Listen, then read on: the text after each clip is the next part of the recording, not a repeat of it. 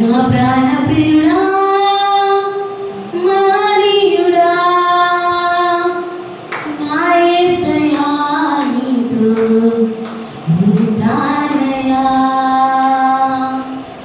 నా ప్రాణ ప్రియుడా మానీయుడా నా యేసయ్యా నీతో ఉంటానయ్యా నీవే కావాలేసయ్యా నీతో ఉంటానయ్యా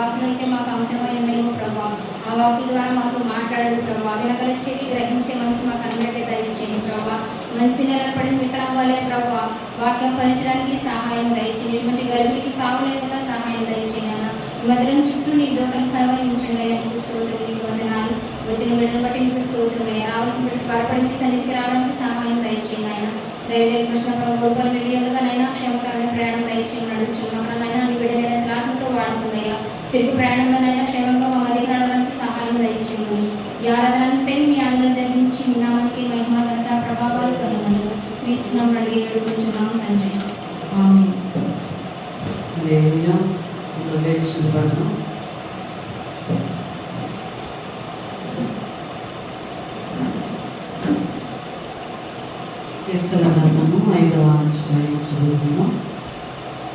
యెహోవా నా మాటలు చెవిని పెట్టుము, నా ధ్యానం మీద లక్ష్యముంచుము. నా రాజా నా దేవా, నా ఆర్తధ్వని ఆలకించుము, నిన్నే ప్రార్థించుచున్నాను. యెహోవా, ఉదయమున నా కంఠస్వరము నీకు వినబడను. ఉదయమున నా ప్రార్థన నీ సన్నిధిని సిద్ధము చేసి కాచియుండును. నీవు దుష్టత్వమును చూచి ఆనందించు దేవుడవు కావు. చెడుతనమునకు నీ యొక్క చోటు లేదు. డాంబికులు నీ సన్నిధిని నిలువలేరు. పాపము చేయు వారందరూ నీకు అసహ్యులు. అబద్ధమాడు వారిని నీవు రక్షింపజేయదు. కపటము చూపి నరహత్య జరిగించువారు యెహోవాకు అసహ్యులు. నేనైతే నీ కృపాతిశయమును బట్టి నీ మందిరములో ప్రవేశించెదను. నీ ఎడల భయభక్తులు కలిగి నీ పరిశుద్ధాలయము దిక్కుచూచి నమస్కరించెదను. యెహోవా, నా కొరకు పొంచియున్న వారిని బట్టి నీ నిత్యానుసారముగా నన్ను నడిపించుము. నీ మార్గమును నాకు స్పష్టముగా కనపరచు. వారి నోట యథార్థత లేదు. వారి అంతరంగము నాశనకరమైన గుంట. వారి కంఠము తెరచిన సమాధి. వారు నాలుకతో ఇచ్చుకములాడుదురు. దేవా, వారు నీ మీద తిరుగుబడి ఉన్నారు. వారిని అపరాధులుగా తీర్చు. వారు తమ ఆలోచనలలో చిక్కుబడిపోదురుగాక. వారు చేసిన అనేక దోషములను బట్టి వారిని వెలివేయు. నిన్ను ఆశ్రయించు వారందరూ సంతోషించుదురు. నీవే వారిని కాపాడుదువు గనుక వారు నిత్యము ఆనందధ్వని చేయుదురు. యెహోవా, నీతిమంతులను ఆశీర్వదించు వాడవు నీవే. కేడులతో కప్పినట్లు నీవు వారిని దయతో కప్పెదవు. కావున నీ నామమును ప్రేమించువారు నిన్ను గూర్చి ఉల్లసింతురు. ఈ కొద్ది మాటలు దేవుడు దీవించి ఆశీర్వదించును గాక. ఆమె రెండు చేతులు పైకెత్తి దేవుని యొక్క సన్నిధిలో కృతజ్ఞతాస్తుతులు చేద్దాం. కళ్ళు మూసుకుని రెండు చేతులు పైకెత్తి ప్రతి ఒక్కరము కూడా ఏక స్వరముతో దేవాది దేవుని మహిమపరుద్దాం. హల్లెలూయా,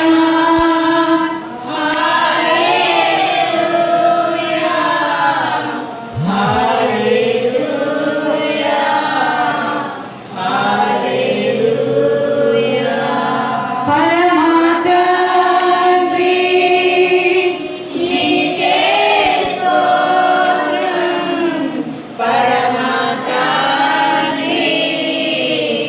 నీకే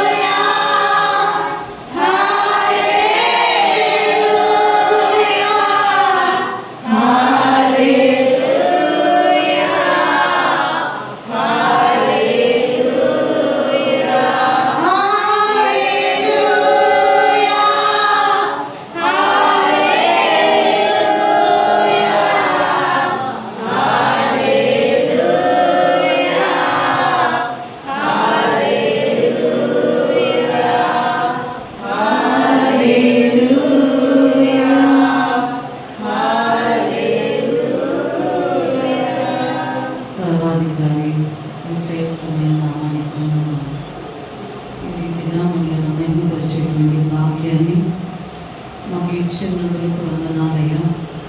ఇప్పటి వరకు కీర్తన ద్వారా బిడ్డల నామాన్ని గణపరిచేందుగా మీ లేఖన భాగంలో ద్వారా ప్రతి ఒక్కరితో మీరు మాట్లాడండి. అంతే ఎక్కడ ఎలాంటి గెలుపుని వాతావరణం లేకుండా సమాధానకరమైన నెమ్మదికరమైన ప్రదేశాన్ని గురించి ప్రకటించబడుతున్న మీ మాట హృదయాలు గురించినట్లుగా అట్టి వాక్కులు నిర్ణయించబడుతున్నామయ్యా. నా తండ్రి నిలబడి మానవ మాత్రులు మాలాంటి మంటి ఘటాలను నువ్వు వాడుకొని ప్రభా ఇది నిలబడుతున్న విధానం బట్టి కూడా మానవ స్వరము వరపరిచి నీ దైవికమైన వాక్కుతో ప్రతి ఒక్కరిని కూడా మీరు బలపరిచి నడిపించము. యేసు నామములో అడుగుతున్నాము తండ్రి, ఆమేన్. హల్లెలూయా. మీ పక్కన వాళ్ళకి ఒకసారి వందనాలు చెప్పండి. చెప్పారా? నేను ఈ స్థలాలకు వచ్చాను. అందరూ బాగున్నారా? రాత్రి చదవబడేసరికి నాకు కొంచెం కొంతమందికి మొత్తం తెలినట్టుగా లేదు. హల్లెలూయా, హల్లెలూయా. ఏదేమైనప్పటికీ దేవుని యొక్క సన్నిధిలో ఈ రీతిగా మనము దేవుని నామాన్ని మహిమపరచడానికి ఆయన మనకు అనుగ్రహించిన తరుణాన్ని బట్టి ఎల్లప్పుడూ కూడా దేవుని మనము స్తుతించవలసిన వారముగా ఉంటూ ఉన్నాం. గత వారం మనము లేఖన భాగంలో నుంచి నేర్చుకున్న మాటలు. ఎన్ని మాటలు నేర్చుకున్నారు? పోయిన ఆదివారం ఎన్ని మాటలు నేర్చుకున్నాం? 4 మాటలు. ఎవరు చెప్పారు ఆ మాటలు? ఆగులు గారు చేసినటువంటి ప్రార్థన ద్వారా మనము ప్రార్థన చేసేటప్పుడు ఎలాంటి ప్రార్థన జీవితాన్ని కలిగి ఉండాలో, ఆనాడు ఆ భక్తుడు ఎలాంటి ప్రార్థన చేస్తున్నాడో నేర్చుకున్నాం. ఆయన చేసిన ప్రార్థనలో మొట్టమొదటిగా ఏమడుగుతూ వచ్చారంటే, వ్యర్థమైన వాటిని నాకు దూరము చేయి ప్రభువా.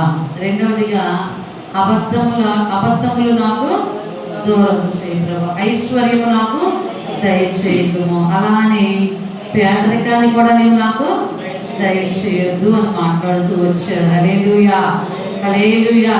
ఎంత గొప్ప ప్రార్థన చేయాలంటే ఎంత స్టామినా కావాలి కదా. మన భాషలో అంటాం కదా, ఎంత దమ్ముంటే ఇలాంటి ప్రార్థన చేయగలుగుతామో. ఎందుకంటే మానవ జీవితంలో ప్రతి ఒక్క వ్యక్తి కూడా ఏదో ఒక సందర్భంలో దొరికిపోతూనే వ్యర్థమైన వాటి వైపు కళ్ళు వెళ్ళిపోతూ ఉంటే అబద్ధాలకి నోరు తెలుస్తూ ఉంటాడు. ఐశ్వర్యం వద్దనుకునేవాడు ఉన్నాడు, అలానే పేదరికం కావాలనుకునేవాడు కూడా ఉండరు. కానీ ఆడ భక్తులు చేసిన ప్రార్థన ఎంతో గొప్ప విలువైనదిగా మన ముందు ప్రస్తావించబడుతూ ఉన్నది. హల్లెలూయా. అయితే మానవుని యొక్క జీవితంలో అంటే చాలా సందర్భాల్లో కొన్ని సంబంధ బాంధవ్యాలు కొంతవరకు చాలా సంతోషాన్ని, ఆనందాన్ని, తృప్తిని, నెమ్మదిని, మనకు ఉల్లాసాన్ని ఇచ్చేవి ఉంటాయంట. కానీ కొన్ని సందర్భాల్లో అలాంటి సంబంధ బాంధవ్యాలే మన నుంచి దూరం అయిపోతూ ఉంటాయంట.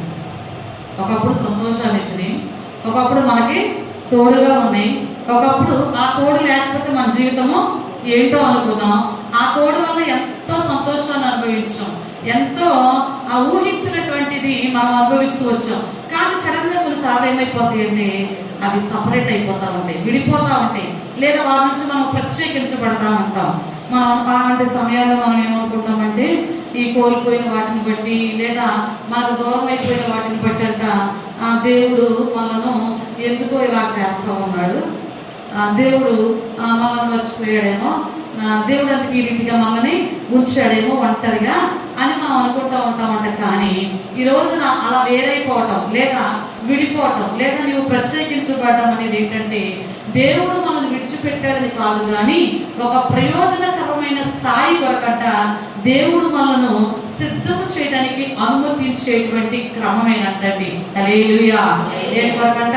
ఒక వ్యక్తి మనం విడిచిపెట్టి వెళ్ళిపోయినా, లేదా కొన్నిటిని మనము కోల్పోతున్నామన్న కారణం ఏంటంటే ఒక ప్రయోజనకరమైనది దేవుడు మన కొరకు సిద్ధము చేశాడు. దానిలో భాగమే ఈ రీతిగా మన నుంచి అవి వేరైపోవడం. అయితే ఈ సీజన్లో, ఈ ప్రక్రియలోనంట మన ఆత్మీయ జీవితం అంటే పరిపక్వ స్థాయికి రావటానికే తండ్రి అనే దేవుడు ఇలాంటి వాటిని మన జీవితాల్లోనికి అనుమతిస్తూ ఉంటాడంట. అసలు ఎందుకు దేవుడు మనలను ఈ లోకంలో నుండి ప్రత్యేకించాడు. లేదా దేవుడు ఎందుకు కొన్నిటిని మన దగ్గర నుంచి దూరము చేస్తూ ఉన్నాడు? లేదా దేవుడు ఎందుకు మన జీవితాల్లో ఇలాంటి పరిస్థితులను అనుమతిస్తూ ఉన్నాడు?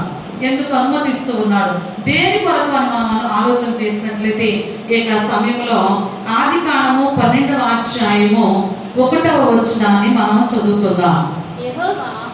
యెహోవా నీవు లేచి నీ దేశము నుండి నీ బంధువుల యొద్ద నుండి నీ తండ్రి ఇంట నుండి బయలుదేరి నేను నీకు చూపించు దేశమునకు వెళ్ళుము. హల్లెలూయా, హల్లెలూయా. దేవుడు ఎలాంటివి మన జీవితంలో అనుమతించడానికి, లేదా దేవుడు మనను కొంతమంది వ్యక్తుల నుండి వేరు చేయడం అనేది శిక్ష కాదు. కానీ అబ్రహాముని దేవుడు అంటున్నాడు, నీవు ఉన్న ప్రదేశం నుండి బంధువులను నీవు విడిచిపెడితే నేను నీకు చూపించబోయే దేశానికి నీవు వెళితే నేను నిన్ను అనేకులకు ఆశీర్వాదకరముగా ఉంచుతాను అన్నాడు. ఉంచుతాను అన్నప్పుడు అబ్రహాము వాటిని విడిచిపెట్టినప్పుడే భవిష్యత్తులో దేవుడు చేసిన వాగ్దానాన్ని స్వతంత్రించుకోగలిగాడు. అంటే మనం దూరమైపోవడం లేదా విడిపోవడం అనేది ఒక శిక్షగా భావించడానికి వీలు లేదు. కానీ దేవుడు ఇవ్వబోయే ఆ శ్రేష్టమైనటువంటి స్థాయిని పొందుకోవడానికంట అదొక ప్రిపరేషన్ సీజన్ అంట. ఏ సీజన్ అది? Preparation season. సిద్ధం చేస్తా ఉన్నాడు దాని కొరకు. ఏదైతే దేవుడికి ఇవ్వాలని ఆశపడుతూ ఉన్నాడో దాని కొరకు ఎలా ఉందంట రెడీగా.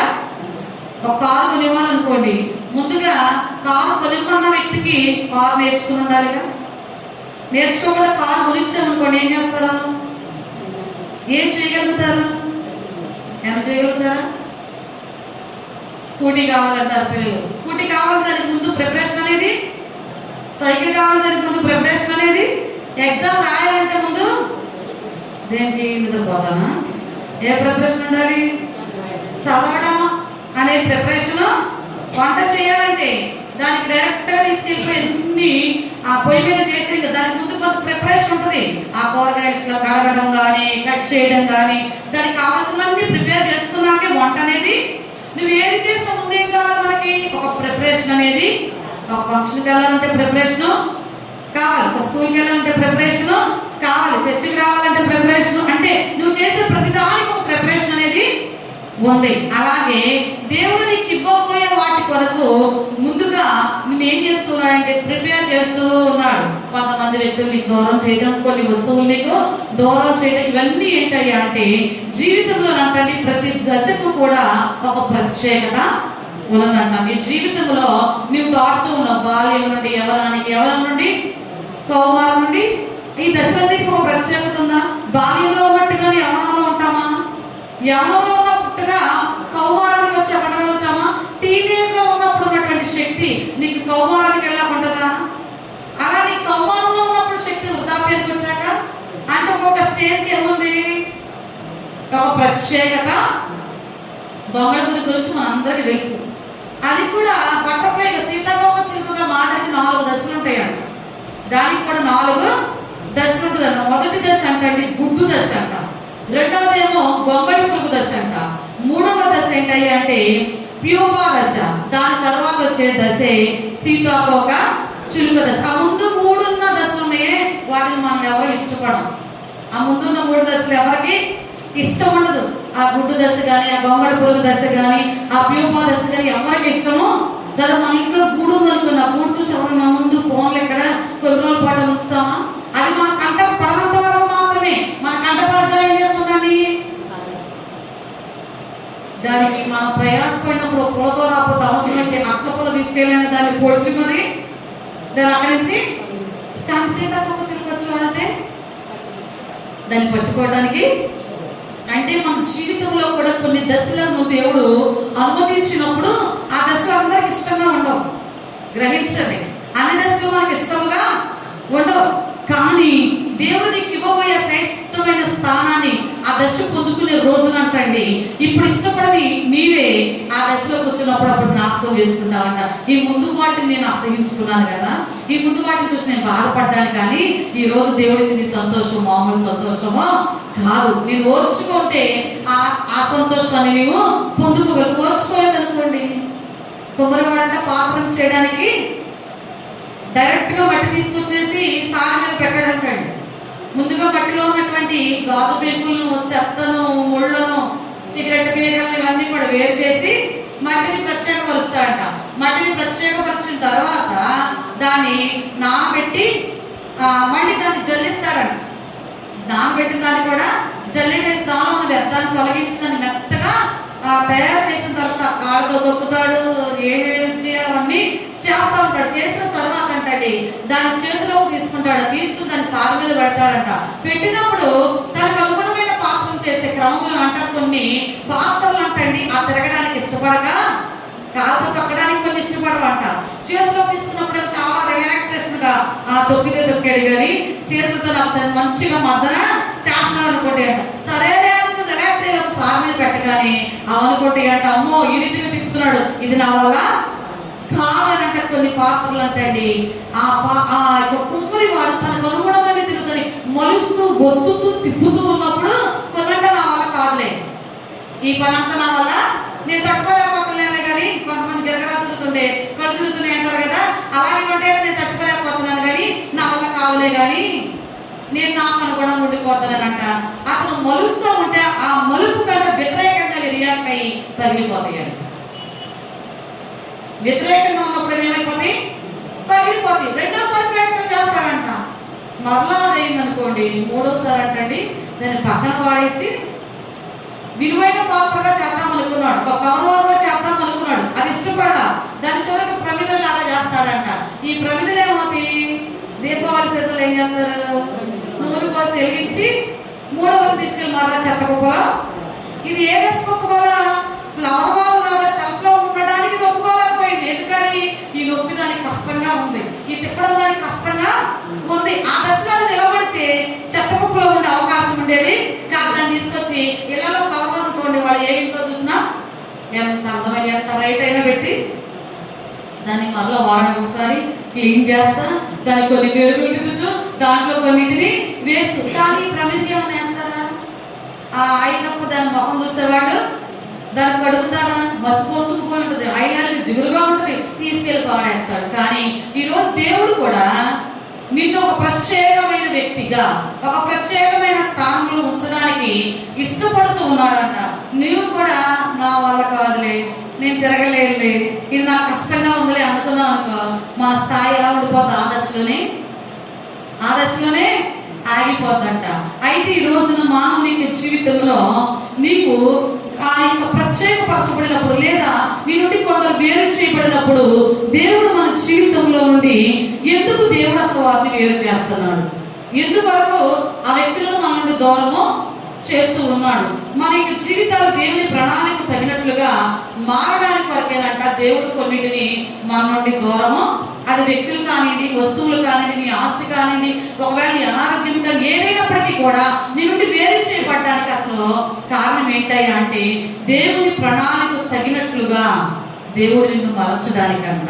ఎవరి ప్రణాళికకు మన ప్లాన్స్ వేరుగా ఉంటాయి, మన ఆలోచనలు వేరుగా ఉంటాయి, కానీ దేవుని ప్రణాళిక వేరు, ఆయన ఆలోచన వేరు. ఆయన ప్రణాళికకు అనుగుణంగా మనం ఉండాలంటేనంటండి మనం ఏం చేయాలి అంటే పాత అనుభవాలు వదిలిపెట్టాలంట, గతకాలపు సంబంధాలు విడిచిపెట్టాలంట, మన పాత సంభాషణ విడిచిపెట్టాలి, మన మాట తీరు మారాలి, నీ నడవడిక మారాలి, నీ ప్రతిక్రియ కూడా మారాలి. అయితే అసలు ఎందుకు దేవుడు మరి మన జీవితములలో కొన్నిటి నుండి మనల్ని వేరు చేస్తున్నాడు, వాక్యాంశం ఏంటయ్యా అంటే ఎందుకు దేవుడు కొన్నిటిని మన నుండి వేరు చేస్తున్నాడు, లేదా కొన్నిటి నుండి మనల్ని దేవుడు ఎందుకు ప్రత్యేకపరుస్తూ ఉన్నాడని మనం చూస్తే మొట్టమొదటిగా నీలో ఉన్న శక్తినంట రివీల్ చేయడానికంట, బయటకు తీసుకురావడానికి, నీ సామర్థ్యము లేదా నీ విలువను బయటకు తీసుకురావడానికి దేవుడు కొంతమంది నుండి నిన్ను వేరు చేస్తున్నాడు అంట. దేని కొరకంట, నీలో ఉన్న సామర్థ్యం లేదా నీలో ఉన్న శక్తి లేదా నీ విలువను ఇతరులకు లేదా అనేకులు ఎదుట బహిర్గతం చేయడానికి దేవుడు నిన్ను వారి నుండి వేరు చేస్తూ ఉన్నాడంటండి. హల్లెలూయా. యోసేపును కుటుంబం నుండి వేరు చేశాడు. వేరు చేసిన తర్వాత ఐగుప్తునకు అమ్మబడ్డాడు. అది బాధాకరమైనదే కానీ వేరు చేయబడి అమ్మబడినటువంటి అయినటువంటి మరి ఆ యొక్క యోసేపు దేవుని యొక్క కృప మేరకు ఒక నాయకులుగా సిద్ధం చేసే ప్రణాళికలో ఒక భాగం అంటే ఏంటంట, ఆ వేరు చేయబడడం అనేది దేవుని యొక్క ప్రణాళికలో యోసేపును ఒక నాయకులుగా సిద్ధం చేయడంలో ఆయన ప్రణాళికలో ఉన్న ఒక భాగమే, కానీ అది తిరస్కరణ అయితే కాదు. మరి రెండో వ్యక్తి దావీదు రాజభవనం నుండి వేరు చేయబడ్డాడు. ఎప్పుడు రాజభవనం నుండి సౌలుకు భయపడి ప్రాణ భయముతో అడవిలోకి వెళ్ళటండి. కష్టకాలంలో అడవుల్లో గుహల్లో అదుల్లో నేను ఇక గుహ అని చెప్పుకుంటూ ఉంటాం కదా, ఈ గుహలో ఆశ్రయము పొందుకున్నాడు. కారణం ఏంటయ్యా అంటే ఈ కష్టాలని దాటిన తరువాతే దావీదు ఇశ్రాయేలు ప్రజలకు రాజుగా నిలవబడ్డాడంటండి. మూడవదిగా మోషే ఐగుప్తు నుండి అంతఃపురం నుండి రాజకుమారునిగా ఉన్న స్థాయి నుండి వేరు చేయబడి మిద్యాను దేశంలో కొన్ని సంవత్సరాల పాటు గడిపిన తరువాతే దైవిక అధికారముతో తిరిగి మరలా నాయకునిగా ప్రాంతంలోనికి రాగలిగాడు. మరి యేసు ప్రభు వారు కూడా అంట సువార్త పరిచర్య చేయడానికి, సమాజ సేవ చేయడానికి ముందుగా ఆయన అంటండి ఏకాంతముగా మరి కొన్ని ప్రదేశాలకు వెళ్ళి ప్రార్థనలో గడుపుతూ ఉండేవారు. అంటే వీటన్నిటికీ కారణం ఏంటంటే ఈ ఒంటరిగా ఉన్నారే ఏంటో అనుకోవడానికి వీలు లేదు, కానీ ఈ ఒంటరిగా ఉన్నట్టు కనిపించే కాలాన్ని ఎప్పుడు కూడా మనము తక్కువగా చూడడానికి వీలు లేదు. అది ఒకవేళ ఆ సమయం అనేది నీకు కొన్ని పద్ధతులు నేర్పి మనం నేర్చుకుంటాం, చెప్తాం కదా, పిల్లలు స్కూల్కి వెళ్ళి నేర్చుకున్నారండి అంట. ఎక్కడికి వెళ్ళి అంటే అది మనకు ఆ ఒంటరితనం అనేది అంటే కొన్ని అనుభవాలను నేర్పే పాఠశాల కావచ్చు అంట. ఆ ఒంటరితనం అనేది కొన్ని అనుభవాలను నేర్పే పాఠశాల కావచ్చు అంట. లేదా అది శిక్షణ భూమి కూడా, అంటే నీవు కొన్నింటిని తెలిసి కూడా తప్పిపోతా ఉన్నప్పుడు ఏం జరుగుతావంటే దేవుడు నిన్ను శిక్షించే క్రమం కూడా కావచ్చు. లేదా ఈ సపరేషన్ అనేది ఏంటయ్యా అంటే దేవుడు నిన్ను గొప్ప విషయాల వరకు నిర్మించే స్థలము కూడా కావచ్చు. అది శిక్షణ భూమి కావచ్చు, లేదా శిక్షణ పాఠశాల కావచ్చు, లేదా నిన్ను కొత్తగా నిర్మించడానికి నిర్మించేటువంటి స్థలము కూడా కావచ్చు. కానీ ఆ ఒంటరితనం అనేది ఏదో నేను ఒంటరివాడు అయిపోయాను, అందరూ నన్ను విడిచిపెట్టేశారే, ఒకప్పుడు అలా ఉన్నారు ఇలా ఉన్నారని బాధపడవలసిన పని అయితే లేదు. ఎవరు ఒంటరిగా ఉండటం వల్ల ఎలాంటి స్థానాన్ని పొందుకున్నారో మనం ఇంటూ వచ్చున్నాం. యోసేపు ఐగుప్తులో ఇష్మాయిల్కు అమ్మవేయబడ్డాడు, ఒంటరిగా వెళ్ళాడు, బానిసగా ఉన్నాడు. కారణం దేనికయ్యా, ఏంటా ప్రక్రియ ఏంటయ్యా అంటే దేవుడు అతని ఒక గొప్ప నాయకునిగా మరి సిద్ధము చేసే ప్రణాళికలో భాగమే. రెండో వ్యక్తి దావీదు రాజభవనం నుండి వేరు చేయబడి అడవుల్లో గుహల్లో కొంతకాలం ఉన్నాడు.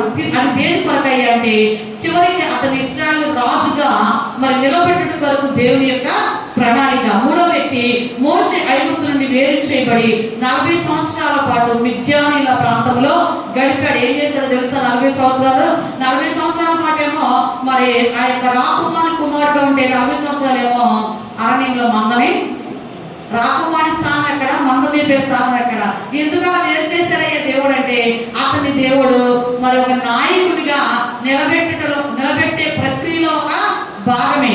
మరి యేసు ప్రభు వారు కూడా అనేక సందర్భాలలో ప్రార్థన చేసుకోవటం ఏంటండి ఎక్కడికి వెళ్ళారంటే ఏకాంతముగా ఒంటరిగా గడిపిన సందర్భాలు ఎన్నో ఉంటూ ఉన్నాయి. కాబట్టి ఈ రోజు ఈ సపరేషన్ అనేది మన జీవితాల్లో ఏంటంటే ఆ యొక్క శిక్షణ భూమి కావచ్చు, లేదా కొన్ని అనుభవాలను నేర్పే పాఠశాల కావచ్చు, లేదా నీకు ఒక క్రొత్త రూపాన్ని నిర్మించబడే స్థలము కూడా కావచ్చు. కాబట్టి ఈ పరిస్థితిలో మనము జ్ఞాపకం చేసుకోవాల్సింది ఏంటయ్యా అంటే ఈ సపరేషన్ అనేది ఏంటయ్యా అంటే నీలో ఉన్న శక్తిని బహిర్గతము చేయడానికి అని మనము గుర్తించాలి. రెండవదిగా ఈ సపరేషన్ ఏంటయ్యా అంటే అందరూ కూడా అంటండి నీవు వేరు చేయబడిన తర్వాత నీవు మరి సపరేషన్ లో ఉన్నప్పుడు అందరూ కూడా నీతో కలిసి ముందుకి ప్రయాణించే అవకాశము ఉండదంట.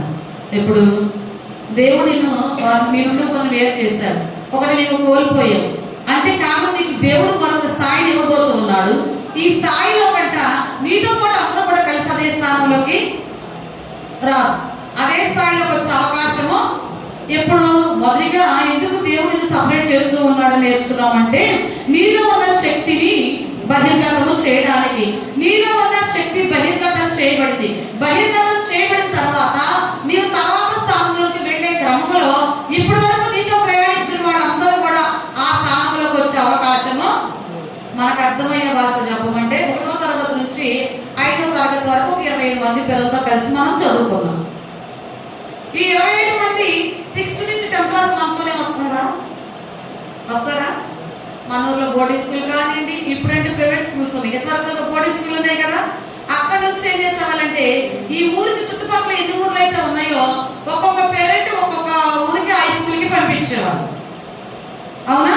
ఈ 25 మెంబర్స్ కలిసి మనకి నెక్స్ట్ హై స్కూల్ సెక్షన్కి రాదు. అలానే హై స్కూల్లో 50 మందితో కలిసి చదువుకున్నాం. ఈ 50 మంది కూడా కలిసి ఒకే కాలేజ్లో ఎంటర్ చదువుతారా? చదవరు. సరే, కొంతమంది అక్కడ సపరేట్ అయిపోయారు. అక్కడ కూడా సేమ్ గ్రూప్ చదివే వాళ్ళు ఉన్నారు. సేమ్ గ్రూప్ చదివేవాళ్ళు కొంతమంది సిఈసి, ఎంఈసి, ఎంపీసీ, బైపీసీ. ఇప్పుడు ఎంబైపీసీ అంట. ఇంతవరకు ఎంపీసీ వేరు, బైపీసీ వేరు, ఎంఈసీ వేరు. ఇప్పుడు ఎంబైపీసీ. అటు ఎంపీసీ బైపీసీ రెండు కలిసినట్టుగా ఎంబైపీసీ కూడా. అందరూ కలిసి ఈ గ్రూప్ లోకి ఒకే గ్రూప్ లోకి రావు. సరే, ఇక్కడ ఈ గ్రూప్ లో మనం చదివినట్టు ఇప్పుడు కంపల్సరీగా ఒక 50 మంది ఉంటారు. ఈ 50 మంది మొత్తం డిగ్రీకి వస్తారు కదా. మన దగ్గర సపరేట్ అయిపోతాయి డిగ్రీలో. ఈ డిగ్రీలో కొన్ని గ్రూప్స్ ఉంటాయి. బిఎస్సి, బిజెడ్సి, బిఏ, బీకామ్, కొన్ని సపరేషన్స్ ఉంటాయి. ఇక్కడ సపరేట్ అయిపోతారు. ఇక్కడ నుంచి మనం పీజీకి వెళ్తాం. ఈ డిగ్రీ వాళ్ళు పీజీకి వస్తారా? ఈ డిగ్రీ వాళ్ళు కొంతమంది బీఈడికి వెళ్ళే వాళ్ళు ఉంటారు, కొంతమంది టెట్కి వెళ్ళే వాళ్ళు ఉంటారు. అంటే ఈ సపరేషన్ మీద ఎక్కడి నుంచి ఆరంభం అవుతుంది? నువ్వు ఒక స్టెప్ వేసినప్పుడల్లా కొంతమంది నుంచి ఏమైపోతూ ఉంటారు? ఏమవుతారమ్మా? సపరేట్ అయిపోతూనే ఉంటారు. మన సేవ పరిచయంలో కూడా మీరు చూసినట్లయితే స్టార్టింగ్ లో ఉన్న వాళ్ళు ఇప్పుడు చాలా కనుమరుగైపోతారు. స్టెప్ బై స్టెప్ సపరేట్ అయిపోతూ ఉంటారు. అదే చెప్తున్నాడు దేవుడు, నిన్ను హెచ్చించే స్థాయిలో అందరూ నీతో పాటు వచ్చే అవకాశము లేదంటండి. కానీ వాటిని బట్టి మనం ఏం చేయకూడదంటే బాధపడవలసిన అవసరము లేదు. నీ స్థాయిని నేను హెచ్చించబోతూ ఉన్నాను.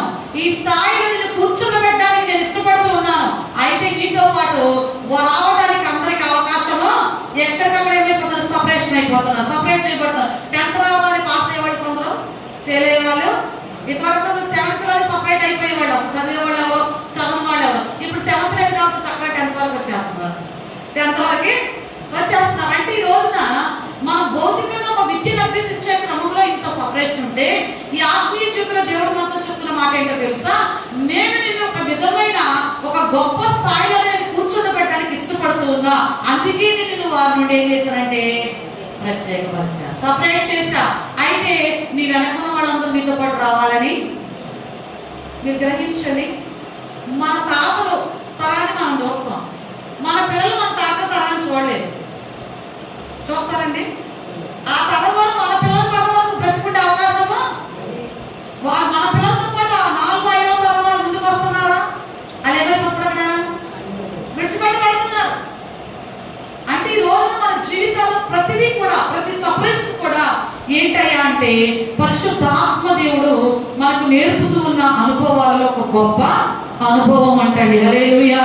నిన్నటి వరకు మీతో ఉన్నవారు రేపు మీతో ప్రయాణించలేకపోవచ్చు. నిన్నటి వరకు నిన్ను చూడకుండా, నీతో మాట్లాడకుండా ఉండలేమన్న వాళ్ళు ఈరోజు మీతో మాట్లాడాలంటే అసహ్యంగా మారిపోవచ్చు. నువ్వు వారిని పలకరించాలంటే వారి యొక్క ప్రవర్తన నీకు అసహ్యంగా మారిపోవచ్చు. కానీ పరిశుద్ధాత్మ దేవుని సన్నిధిలో రండి మనం గుర్తుంచుకోవాల్సింది. ఎందుకంటే దేవుడు ఎందుకు వారిని వేరు చేస్తారంటేనంట, దేవుడు అంట మనకు హాని చేసే కొన్ని సంబంధాలను అంటండి దేవుడే తీసేస్తాడు. మనకు హాని కలిగించే కొన్ని సంబంధాలను దేవుడే తీసి ప్రక్కకి పెట్టేస్తూ ఉంటాడంట. దేవుడు మూసేసిన తలుపులనంట పదే కొన్నిసార్లు మనమే కడతామంటండి. దేవుడు మూసివేసిన హానికరమైన వ్యక్తులను దేవుడు మన నుండి తొలగించి వేశాడు. అది మనం తెలియకంటే మన జీవితంలో ఏం చేస్తామంటే కొందరు దూరం చేయబడిన తర్వాత వాళ్ళు హానికరమైన వారైనప్పటికీ కూడా ప్రభువుని అడుగుతామంట, ప్రభు ఆ వ్యక్తులు మన దగ్గరికి తీసుకురాయి. దేవుడేమో అరే వేస్ట్ పిల్లరా, వీడి వల్ల నీకు ఉపయోగమా లేదు, వీడు హాని చేసేవాడు, సంఘాన్ని చెరిపేవాడు, వీడు సంఘాన్ని పుట్టేవాడు, వీడు ఉండటం వల్ల నలుగురు నాశనం అయిపోతారే కానీ వీడి వల్ల ప్రయోజనం లేదని చెప్పినా కూడా అంటే కొన్నిసార్లు ఏం చేస్తామంటే లేదు ప్రభు ప్రభా ఆ బిడ్డను మరలా రప్పించేయ. దేవుడు ఈ యొక్క వాక్య రాత్రి నేను 12 గంటలకు సిద్ధపడతా ఉంటే నాతో మాట్లాడుతున్నట్టు అనిపించింది. కొన్ని సంబంధాల గురించి అప్పటి నుంచి మనకి దూరం అయిపోయిన వారి గురించి నేను ఆ విజ్ఞాపన ప్రార్థన చేస్తా. ప్రభా పలానా వ్యక్తి అయ్యా ఇలాగ నీ సేవకుల ద్వారా రక్షించబడ్డాడయ్యా, నడిపించయ్యా అని ప్రార్థన చేస్తా ఉంటా. దేవుడు మాట్లాడుతా ఉన్నాడు, నీకు హాని చేస్తారు కాబట్టి, వీళ్ళు నీకు హానికరమైన వారు కాబట్టి నేను తొలగించా. వారి వరకు నువ్వు బాధపడాల్సిన పని లేదు. వారు అనుకూలమైన వారైతే నేనే వారిని దగ్గరకు నడిపిస్తా. వీళ్ళు నీకు హానికరమైన వాళ్ళు, వీరి సంఘాన్ని చెరిపే వాళ్ళు వచ్చిన వారు కొన్ని అన్ని చేపలు ఒకే రకంగా ఉండమంటండి. జాలని వలవేస్తాడంట, మంచి చేపల కోసమే వలవేస్తాడంట.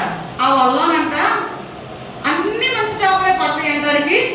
చేపలు చాలా రకాలు ఉన్నాయి, అన్ని రకాలు నాకు తెలియదు కానీ కొన్ని చేపలు అంటే జారిపోతా ఉంటాయి అంట, కొన్ని చేపలేమో గుచ్చుకుంటాయి అంట, గుట్టుకుంటే కొన్ని చేపలు పైకి ఎగురుతా ఉంటాయి అంట, ఈ కొన్ని చేపలు పక్క కొడతా ఉంటాయి అంట. కొన్ని చేపలు ఏం చేస్తాయి? సంఘాల్లో కూడా ఇలాంటి రకాలు జారిపోయేవాళ్ళు, పక్క వాళ్ళని కుట్టేవాళ్ళు, అక్కడ సమయం సందర్భం లేకుండా ఎగిరిపడేవాళ్ళు లేరంటారా? ఉన్నారు. అందుకే ఈ ఈ సంఘం అనే వలలోనికి వచ్చిన ప్రతి ఒక్క వ్యక్తి కూడా ఒకే వ్యక్తిత్వాన్ని కలిగి ఉండే అవకాశము లేదు. దేవుడు వారిని నుండి వేరు చేస్తా ఉన్నాడంటే దేవుడు మాట్లాడుతున్నాడు, వారి ద్వారా నీకు ఏదో హాని కలగబోతుంది. రెండవదిగా వారికంట మన విలువ తెలియకంట మన నుండి వేరైపోతారండి. గ్రహించండి. ఒకటి దేవుడే మనకు హాని చేసే వాళ్ళని దూరం చేస్తారంట.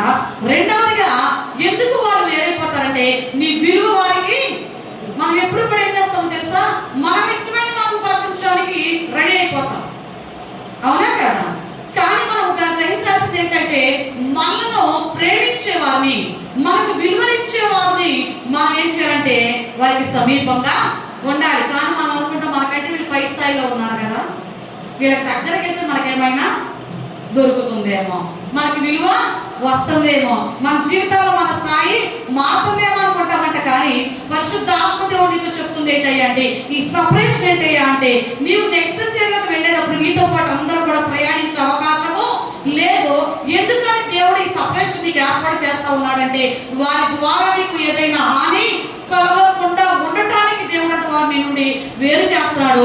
రెండవదిగా నీ విలువ వారికి తెలియటంలా, అంటే వారు మన లైఫ్ లో వెళ్ళినంత మాత్రాన మన యొక్క ఫ్యూచర్ అంతటితో ఆగిపోదంటే, మన గమ్యస్థానం అంతటితో ఆగిపోదు. మనం ఏమనుకుంటాం తెలుసా? ఇప్పుడిప్పుడు ఎదుగుతున్నాం కదా, వీళ్ళు ఇలా చేశారు కాబట్టి దీనికి ఎదుగుదల లేదేమో, ఇక ఇంతటితో ఇలాగే ఉండిపోతామేమో అనుకుంటాం. దాంతో నీ ఎదుగుదల ఆగదంట. దేవుడు చెప్తున్నమాట, అబ్రహాము గొర్రెల కాపర్లకు, లోతు గొర్రెల కాపర్లకు గొడవ వచ్చినప్పుడు అబ్రహాం ఏం చేశాడు? సామరస్యంగా లోతుని పిలిపించి కలిసి ఉండి పోట్లాడుకునే కంటే మనం సపరేట్ అయిపోతాం అని చెప్పి నీకు ఏది కావాలో నువ్వు కోరుకో అన్నాడు. కోరుకోమన్నప్పుడు లోతు కన్నులెత్తి చూసినప్పుడు చక్కని పచ్చటి ప్రదేశమైన సొదొమ గొమొర్రా ప్రాంతం కనపడింది. ఆ ప్రాంతానికి వెళ్ళాడు. అప్పుడు అబ్రహాము నుండి లోతు వేరు చేయబడినప్పుడు అబ్రహాము దేవుని వాగ్దానాన్ని కోల్పోయాడండి. కోల్పోలా. అబ్రహాము నుండి లోతు వేరైన తర్వాతేనంట అబ్రహాముతో దేవుడు మాట్లాడిన మాటలు అక్కడ నెరవేర్పులోనికి వచ్చాయి. దేవుడు ఏం చెప్పాడు? అబ్రహాముని అన్నిటిని విడిచిపెట్టి స్వజనులు కూడా విడిచిపెట్టమన్నాడు. అబ్రహాము అన్ని విడిచిపెట్టాడు కదా, లోతుని వెంట పెట్టుకుని వచ్చాడు. ఎప్పుడైతే లోతు సపరేట్ అయ్యాడో ఇక్కడ దేవుడు అబ్రహాముని ఆశీర్వదించడం ప్రారంభించాడంటండి. హల్లెలూయా, హల్లెలూయా. అయితే ఈ సపరేషన్ లో నీ జీవితంలో కొంతమంది వ్యక్తులు కోల్పోతూ ఉన్నామంటే ఆ నెక్స్ట్ స్థానంలోకి వాళ్ళు ఒకవేళ రాకపోయినా కూడా నీ గమ్య స్థానము, నీ భవిష్యత్ అనేది అంతటితో ముగింపు కలగదు. కానీ ఆ వారి ద్వారానే, వారి నీ జీవితం నుంచి వెళ్ళిపోవడం ద్వారా నీ ఆశీర్వాదం అనేది ఆరంభం కాబోతూ ఉందంటండి. హల్లెలూయా, హల్లెలూయా. ఎందుకు దేవుడు మనల్ని వేరు చేస్తాడు, లేదా ఎందుకు దేవుడు మనల్ని ప్రత్యేకపరుస్తాడంటే మొట్టమొదట నీ విలువను బహిర్గతము చేయడానికి, రెండవదిగా ఈ సపరేషన్ లో అంటండి అందరూ కూడా మీతో పాటు ప్రయాణము చేయలేరు, మూడవదిగా వేరు చేయడం అనేది అంట దేనిపై అంటే సపరేషన్ ప్రొడ్యూస్ ఫోకస్. నీ యొక్క లక్ష్యంపై నువ్వు దృష్టిని పెట్టడానికి దేవుడు నిన్ను మరి వ్యక్తుల నుండి కానీ కొన్నిటి నుండి కానీ దేవుడు నిన్ను సపరేట్ చేస్తాడు, ప్రత్యేకపరుస్తాడు. దేని కొరకై అంటే నీ లక్ష్యం ఏంటో నువ్వు గుర్తించడానికి. కొంతమందికి అసలు ఎందుకు పుట్టామో, ఎందుకు పెరుగుతున్నామో, ఎందుకు తింటున్నామో, ఎందుకు ఎక్కడికి వెళ్తున్నాము, దేవుని సన్నిధికి ఎందుకు వెళ్తున్నాము అన్న ఒక గ్రహింపు కూడా చాలా మందికి ఉండదండి. ఏదో అందరూ వెళ్తున్నారు కాబట్టి వెళ్ళాం, విన్నాం, వచ్చాం. ఈరోజు మనం అసలు ఎందుకు దేవుని సన్నిధికి వస్తున్నాం, దాని గురించి అసలు ఏంటి అన్న గ్రహింపు ఈనాడు అనేక మందిలో లేకుండా ఉండిపోతూ ఉంది. అందుకే దేవుడు ఏం చేస్తున్నాడు తెలుసా నీకు? కొంతమంది అంటారు వాళ్ళతో పాటు వెళ్ళే వాళ్ళమండి, వాళ్ళు రావటం లేదుగా అందుకే మేము కూడా. నువ్వు ఎందుకు వస్తున్నావు వాళ్ళతో పాటు? వాళ్ళు వెళ్తున్నారు కాబట్టి వచ్చామండి. ఏంటండి? వాళ్ళు రమ్మన్నారు కాబట్టి వచ్చామండి, వాళ్ళు కూర్చున్నారు కాబట్టి కూర్చున్నాం, ఏదో కానుక సమర్పించాం, వెళ్ళిపోయాం కాదు. ఈ రోజున ఎందుకు దేవుడు నిన్ను కొంతమంది వ్యక్తుల నుంచి వేరు చేస్తా ఉన్నాడంటే నీ లక్ష్యంపై నువ్వు దృష్టి పెట్టడానికి. ఈ రోజున నువ్వు రోడ్డు పుట్టి వెళ్తా ఉన్నప్పుడు అనేక రకమైన శబ్దాలు వినపడతా ఉంటాయి. ఆ సందర్భంలో ఆ శబ్దాల మధ్యలో నీ ప్రక్కన ఉన్న వ్యక్తి ఏదో నీకు రహస్యాన్ని చెప్పాలనుకుంటూ ఉన్నారు. ఆ శబ్దాల మధ్యలో నీ పక్కన వ్యక్తి రహస్యం చెప్తూ ఉన్నప్పటికీ కూడా నువ్వు దాన్ని స్పష్టంగా వినగలవా? ఎందుకని? ఈ వ్యక్తి నీకు రహస్యంగానే చెప్తున్నారు, అయినా నువ్వు ఎందుకు వినలేకపోతున్నావు? అక్కడ అనేక రకాల శబ్దాలు మన చెవిలో ఉంటుంది కాబట్టి ఆ రహస్యంగా చెప్పబడే మాట ఏంటో మన చెవిని పడడంలా. అంటే దేవుని యొక్క సన్నిధిలో అనేక రకాల శబ్దాల మధ్య ఈ లోకంలో ఉన్న నీవు దేవుని స్వరాన్ని స్పష్టంగా వినలేవు కాబట్టి నీవు ఆ లోకము నుండి ప్రత్యేకపరచబడి దేవుని సన్నిధిలో కూర్చున్నప్పుడు ప్రకటించబడుతూ ఉన్నా, లేదా నువ్వు ఇంట్లో ఉన్నావు, వివిధ పనుల్లో నిమగ్నమైపోయి ఉన్నావు, టీవీలో వాక్యం పెట్టుకున్నావు. ఈ వాక్యాన్ని ఎంతమంది దేవుని మందిరంలో విన్నట్టుగా స్పష్టముగా దృష్టి పెట్టి వినగలుగుతారు? అనేక రకమైన పనులు చేస్తూ ఉన్నాం. కొంతమంది నామాలు పెడతా ఉంటారు కదా, వాళ్ళలాగా మనం కూడా పోటీగా టీవీ పెట్టి టీవీలో మనం కూడా వాళ్ళలాగా జపిస్తున్నట్టుగా చేస్తాం. నిజంగా ఎంతమంది ఆ వాక్యాన్ని స్పష్టంగా మేము వింటున్నామండి, మన పనులు చేసుకుంటా అని చెప్పగలుగుతారు? వినగలుగుతామా? ఎందుకంటే మన దృష్టి దేని మీద ఉంటున్నప్పుడు మనం చేసే పని మీదే మన దృష్టి ఉంటుంది, కానీ టీవీలో వస్తున్న మాటల మీద మన దృష్టి. కాబట్టి నువ్వు ఏం చేయబడాలి? ఆ పనుల నుండి సపరేట్ చేయబడాలి. సపరేట్ చేయబడినప్పుడే చెప్పబడుతున్న మాటల మీద నీ దృష్టి ఉండగలుగుతుంది. కాబట్టి యేసు ప్రభు వారు కూడా అంటండి, ప్రజల నుండి దూరముగా వెళ్ళి ఏకాంతముగా మరి ప్రార్థన. లూకాసు వార్త 5వ అధ్యాయము 16వ వచనము. ఆయన ప్రార్థన చేయుటకు అరణ్యములోనికి వెళ్ళుచుండెను. హల్లెలూయా, హల్లెలూయా. ఎక్కడికి వెళ్ళేవారంట ప్రార్థన చేయడానికి? అరణ్యములోనికి. ఈ రోజున నీవు దేనిపై లక్ష్యం ఉంచుతున్నావు? అసలు నీ గురి ఏంటి? ఈ రోజున నువ్వు ఆ గురిపై దృష్టి పెట్టగలుగుతూ ఉన్నావా? ప్రతి ఒక్కరికి కూడా ఒక్కొక్క గోల్ ఉంటుంది. ఆ గోల్ రీచ్ అయ్యే వరకు కూడా వాళ్ళు నిద్రపోరు. అలాగే క్రైస్తవులుగా పిలవడుతున్న అందరికీ కూడా ఒక గురి ఉంది. ఏంటా గురి? 1 కోటి రూపాయలు సంపాదించాలండి, కార్లు బంగ్లాలు. నా టార్గెట్ ఇదేనండి. ఏదై? కారు కొనాలి, ఒక బంగ్లా కొనాలి, 1 కోటి రూపాయలు సంపాదించాలి, మంచి బ్యాంక్ బ్యాలెన్స్ ఉండాలి, 1 కేజీ బంగారము. ఒక కామెంటరీలో చెప్తుంది టార్గెట్ ఏంటంటే నేను కేజీ బంగారం కొనాలని టార్గెట్ పెట్టుకున్నాను, ఆ కేజీ బంగారము కొన్నాను, నాకు కావాల్సినప్పుడు తీసుకెళ్ళి బ్యాంకులో పెట్టి డబ్బులు. కొంతమంది టార్గెట్లు ఎలా ఉంటాయి? దానిపైనే మన దృష్టి ఉంటుంది. క్రైస్తవులుగా పిలవబడుతున్న మనకున్న టార్గెట్ ఏంటి? ఈ రోజున ఏముందండి? మంచి ఆరోగ్యం ఇస్తాడని దేవుని సన్నిధికి వచ్చానండి. ఏంటండి? మంచి ఆరోగ్యం వస్తాడు దేవుడని వచ్చానండి. వ్యసనాల నుండి విడుదల ఇస్తాడని వచ్చామండి. మా బిడ్డలకు మంచి భవిష్యత్తుని ఇస్తాడని వచ్చామండి. మా యొక్క టార్గెట్ అదే. ఒక క్రైస్తవుడికి మనం కలిగి ఉండాల్సిన టార్గెట్ ఏంటో తెలుసా? ఆయన రాజ్యంలో ఒక వారసత్వాన్ని మనము సంపాదించుకోవాలనేటువంటి టార్గెట్ మనకి కావాలండి. ఈ ఆ యొక్క స్థానాన్ని మనం సంపాదించుకోవాలంటే ఎంత కట్టాలంటారు? 1 సెంటు స్థలం కొనాలనుకుంటే ఎంత పే చేయాలి? ఉన్న ఏరియాని బట్టి రేట్ ఉంటుంది, అవునా? ఏం చేయాల్సి వస్తాం? నాకు ఈ స్థలం కావాలని, నాకు ఇస్తారా అని నువ్వు వెళ్ళి అడగగానే, సరేనమ్మా నువ్వు అడిగావు కాబట్టి, అసలు నువ్వు దీని మీద ఆశపడ్డావు కాబట్టి ఈ ప్లేస్ నీకోసమే సిద్ధం చేశాను, సరే పలానా రోజున నీకు రాజు చేస్తాను అంటారండి. ఏమంటారు? ముందు దీని వెల ఇంత, ముందు దీన్ని మీరు కట్టండి, అది రెండు సార్లు అయినా కట్టండి, లేకపోతే వాళ్ళు చెప్తా ఉంటారు ప్రాసెస్ అనేది. అలా చెల్లించిన తర్వాత అది నీ పేరు మీదకి వస్తుంది. మరి పరలోకంలో స్థలం కావాలంటే అమ్మా ఎంత దాచారు? ఇప్పటికి ఆ పైన ఉన్న బ్యాంకులు ఎంత దాచారో మరి మీరు దాచిపెట్టారంటారా? ఒకసారి ఆలోచించండి, ఎంతమంది ఎంత దాచారో అక్కడ స్థలం కొరకు. చంద్రగ్రహం మీద కూడా, చంద్రమండలం మీద కూడా స్థలాలు అమ్ముతున్నారంట. దానికోసం ప్రయాసపడే వాళ్ళు ఉన్నారు. నువ్వు గ్రహించు, ఈ లోకంలో నీకు స్థలం లేకపోవచ్చు, ఇల్లు లేకపోవచ్చు, కానీ రాజైన యేసయ్యతో ఉండుట కొరకు అక్కడ నీవు ఆ స్థలాన్ని సిద్ధపరచుకోవాలి. ఎలా సిద్ధపరచుకోవాలి? రాత్రి పౌరులు కష్టపడ్డామండి, దాచిపెట్టామండి, కానీ పొందవలసరికి లోపు తాగేసాడండి అంటారు కొంతమంది, ఈలోపు ఎత్తుకెళ్ళిపోయాడండి అంటారు కొంతమంది. కొంతమంది అంట డబ్బులు అంటండి దాచిపెట్టి మర్చిపోయారంట. ఆ మధ్య 500 నోట్లు మార్చాల్సిన టైం వచ్చింది కదా, ఆ టైంలో అంట మర్చిపోయినప్పుడు ఇవన్నీ ఏంటంటే రహస్యంగా భర్తకు తెలియకుండా 500 నోట్లు దాచిన భార్య ఉన్నారు చూడండి, ఆ టైంలో అటు భర్తకి ఇవ్వలేదు, ఇలా చేసామని చెప్పలేదు, అంత డబ్బు సీక్రెట్ గా మార్చలేక చెమల పట్టి పాడైపోయిన వాళ్ళు చాలా మంది ఉన్నారు. ఒకవేళ నువ్వు చేసేటువంటి, నువ్వు కావాలనుకుంటున్నావు వాటిని పొందుకోవటానికి ఈ లోకంలో నువ్వు ఆఫీసులు ప్రయాసపడిన కొన్ని సందర్భాల్లో ఆ స్థలాన్నో, పొలాన్నో, కారునో, బంగ్లానో, బంగారాన్నో కొనలేమేమో, కానీ ఈ రారాజైన యేసయ్యతో నీవు ఉండబోయే ఆ స్థలం కొరకు నీవు ఇంతగా ప్రయాసపడవలసిన అవసరం ఏమీ లేదు. ఏం చేస్తే ఇస్తాడు యేసయ్య? అమ్మా మాట్లాడరేంటమ్మా? ఆయన చిత్తం చేయాలంటే ముందు నువ్వు నీ పాపాలు ఒప్పుకోవాలిగా.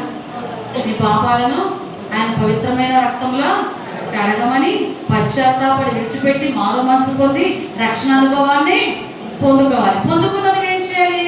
నేను రక్షణ తీసుకున్నానుగా ఎక్సర్ పెట్టుకుంటాలి. అక్కడ స్థలం బుక్ అయిపోయిందంటే కుదరదండి, గ్రహించండి. బాప్తిసం తీసుకున్నానుగా డైరెక్ట్ టికెట్ అనుకుంటున్నారేమో, ఆ బ్రహ్మలోంచి బయటకు రండి. డైరెక్ట్ నువ్వు బాప్తిసం తీసుకున్నంత మాత్రం నిత్యరాజ్యంలోకి వెళ్ళిపోవు. నువ్వేం చేయాలి? నీ దేవుడైన యెహోవా వాక్కును శ్రద్ధగా విని. ఎలా వినాలి? ద్వితీయోపదేశ కాండం 28వ అధ్యాయం 1వ వచనం, ఆ అధ్యాయం మొత్తం చదవండి ఇంటికి వెళ్ళాక. నీ దేవుడైన యెహోవా వాక్కును శ్రద్ధగా విని వాటిని అనుసరించి నడిచిన యెడల ఈ దీవెనలన్నీ కూడా నీకు ప్రాప్తించును. ఇహ సంబంధమైన దీవెనలు వస్తాయి, పర సంబంధమైన దీవెనలు. మనకు కావాల్సినవి చెప్పండి. పర సంబంధమైన ప్రియ చూడొచ్చామే కదండి. ఏ సంబంధమైన ముందు ఏం కావాలనుకుంటాం?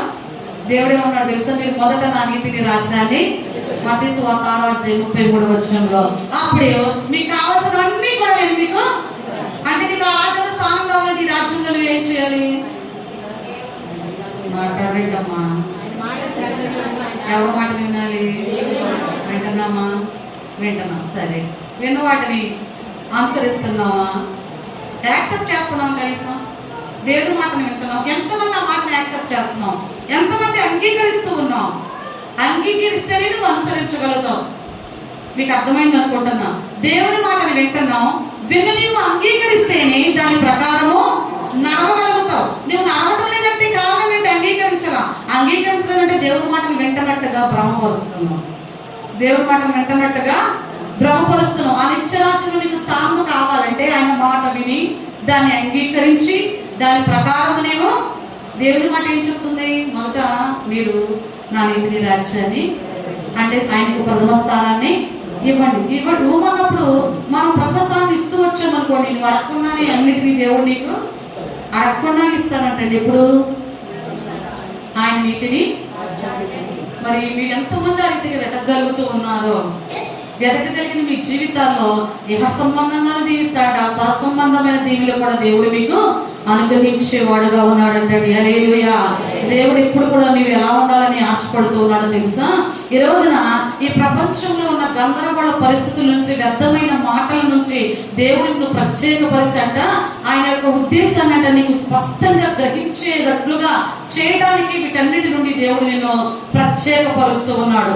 ఎందుకనంటే యేసయ్య ఆశ ఏంటంటే నువ్వు ఎక్కువగా ప్రార్థించాలనంట, తక్కువగా వివరించాలంట. ఎలా ఉండాలంటండి? మనకు తెలిసిన భాష ఏంటి తెలుసా? వినటానికి వేగపడాలి, మాట్లాడడానికి. అంటే ఇక్కడ యేసయ్య భాషలో, బైబిల్ భాషలో మనం నేర్చుకోవాల్సింది ఏంటంటే ఎక్కువగా ప్రార్థించాలి, తక్కువగా వివరించడం. మాట్లాడే క్రమాన్ని మనము తగ్గించాలి, ఎక్కువ ప్రార్థన చేయాలి. కానీ మనం ఏం చేస్తాం? ప్రార్థనకే వస్తాం, ప్రార్థననే వస్తాం, గృహకోడికనే వస్తాం, ఒక కార్యక్రమాలే వస్తాం. ఆ కార్యక్రమంలో నిజంగా పరిశుద్ధ వివాహం అనే వస్తాం. కానీ అక్కడ పరిశుద్ధ వివాహంలో మనం ఏం చేస్తాం? మాట్లాడేటమ్మా, అక్కడ ఎంత గొప్ప సేవకులు పెళ్లి ప్రసంగం చేస్తున్నా ఏమి పడదు మనకి? ఏం కనపడుతుంది? ఏమేమి పడుతుంది? ఎక్స్పీరియన్స్ బాబా. మీతో ఎంత విసిగిపోయితే వస్తాను ఆ మాటలు చూడండి. ఈ చీర ఎక్కడ కొను, ఈ బంగారము ఎప్పుడు చేయించు, నాకు కూడా చెప్తావా? మంత్రం కలిసి అక్కడికి. ఒకవేళ కర్మగాల పాస్టర్ గారు నిన్నే లేపు ఇప్పుడు ఏం చెప్పానమ్మా అని అడిగారు అనుకో, అమ్మా ఇప్పుడు పెళ్లి ప్రసంగం 3వ పాయింట్ ఏంటో అని అడిగారు అనుకో, ఏమంటా? నేను ఎక్కడ కూడా వదలట్టుగా లేదు. ఏంటి? ఈయన ఇక్కడ కూడా నన్ను చర్చిలోనే అనుకోండి, పెళ్లి ప్రసంగాల్లో కూడా మమ్మల్ని. కానీ దేవుడు అంట ఏమని ఆశపడుతున్నాడంటే నీ నుండి నువ్వు ఎక్కువగా ప్రార్థన చేయాలంట, తక్కువగా మాట్లాడాలంట, శ్రద్ధగా దేవుని మాటను వినాలంట, వ్యర్థమైన దాన్ని విడిచిపెట్టాలంట. శ్రద్ధగా ఏం వినాలి? కానీ మనిషి యొక్క వ్యక్తిత్వం ఏంటో తెలుసా?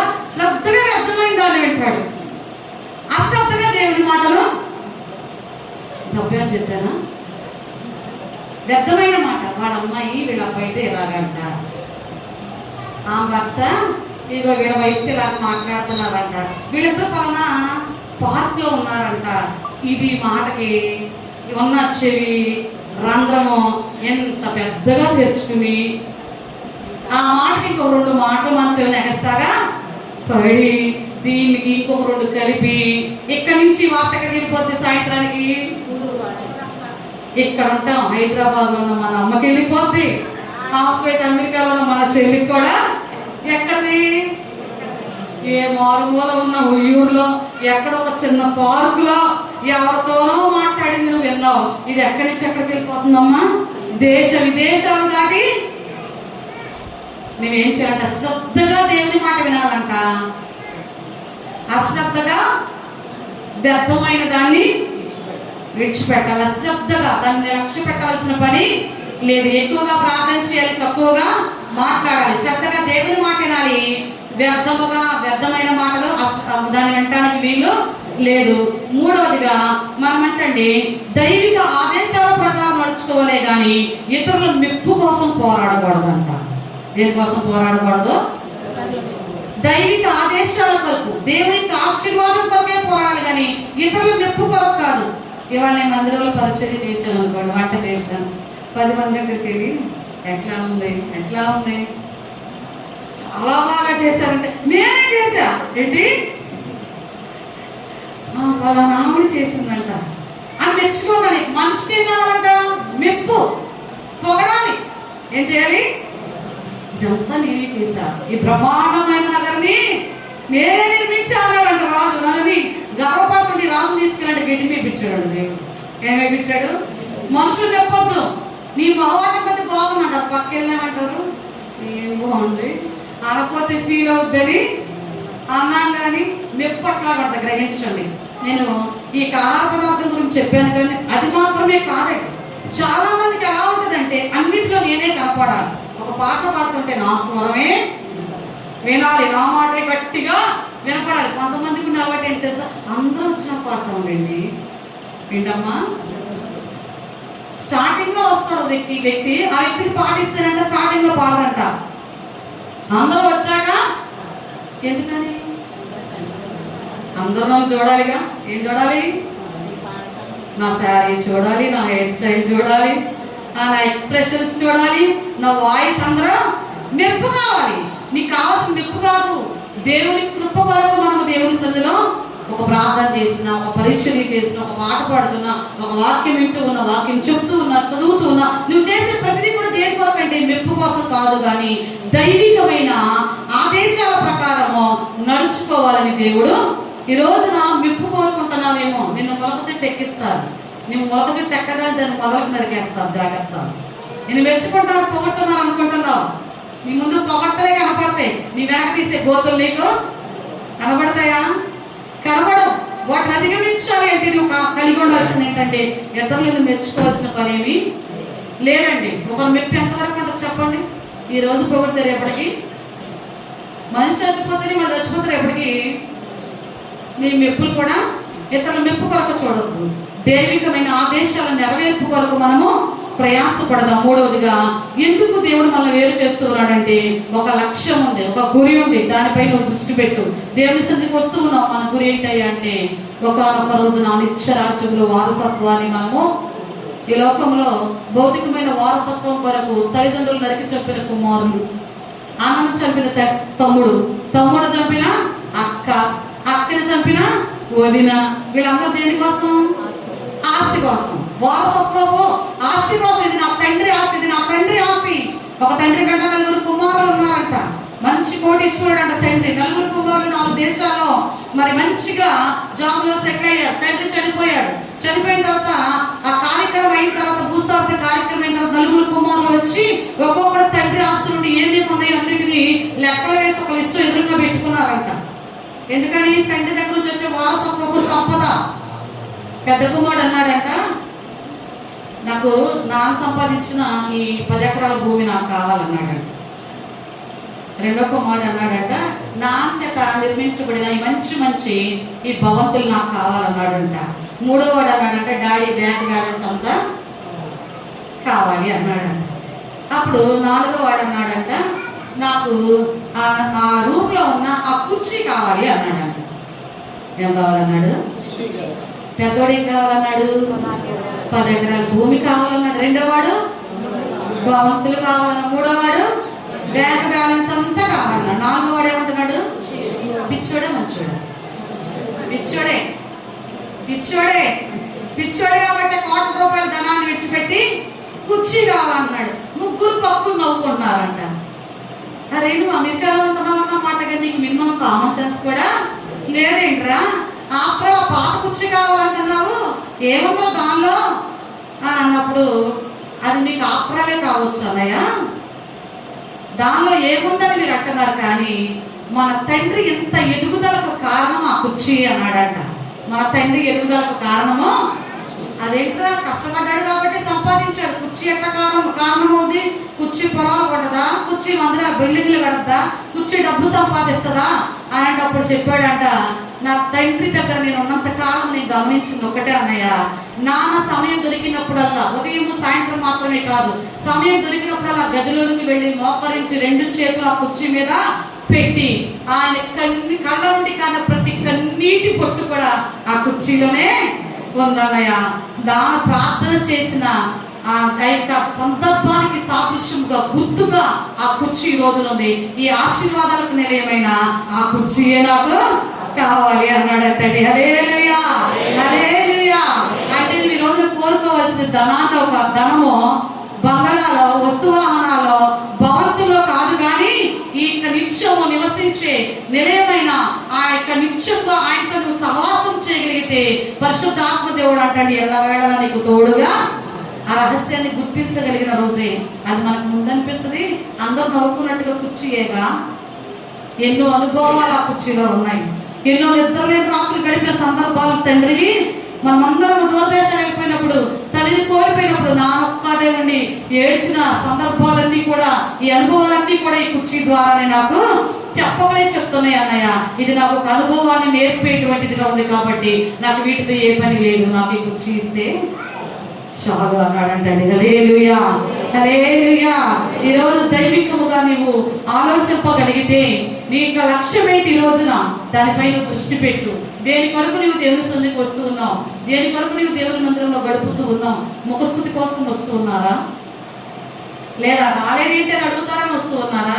లేదా ఆజ్ఞగండి పాటించకపోతే పాపం అని వస్తున్నారా?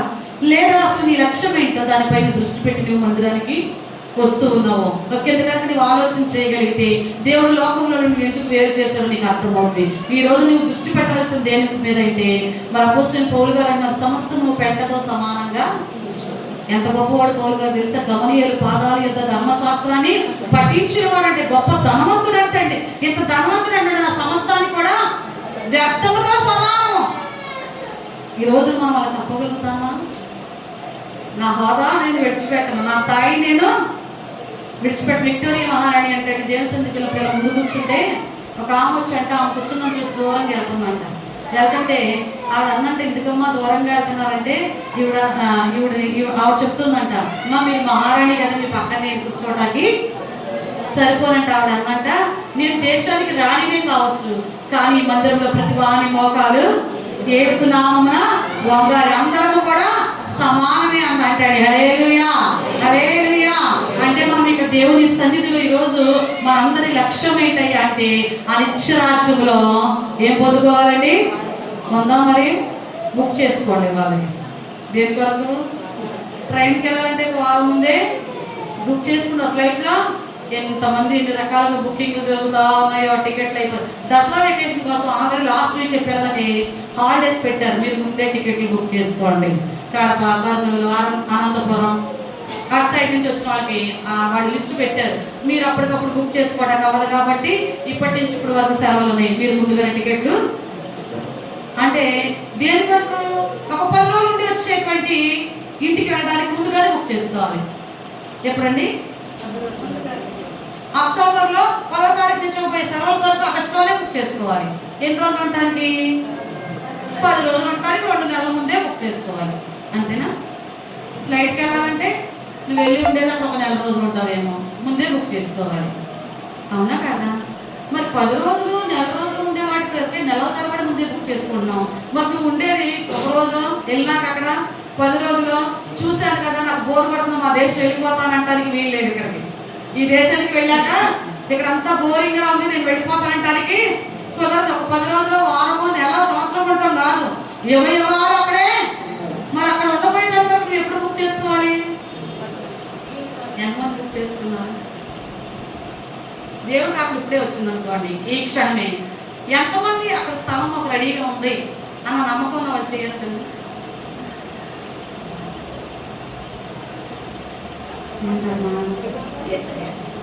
ఒకరు చూసి ఒకరు ఎత్తొద్దు. మీరు పరిపూర్ణమైన మనసుతో నేను చేరగలను మీ చేతితో పైకి కనిపించాలి.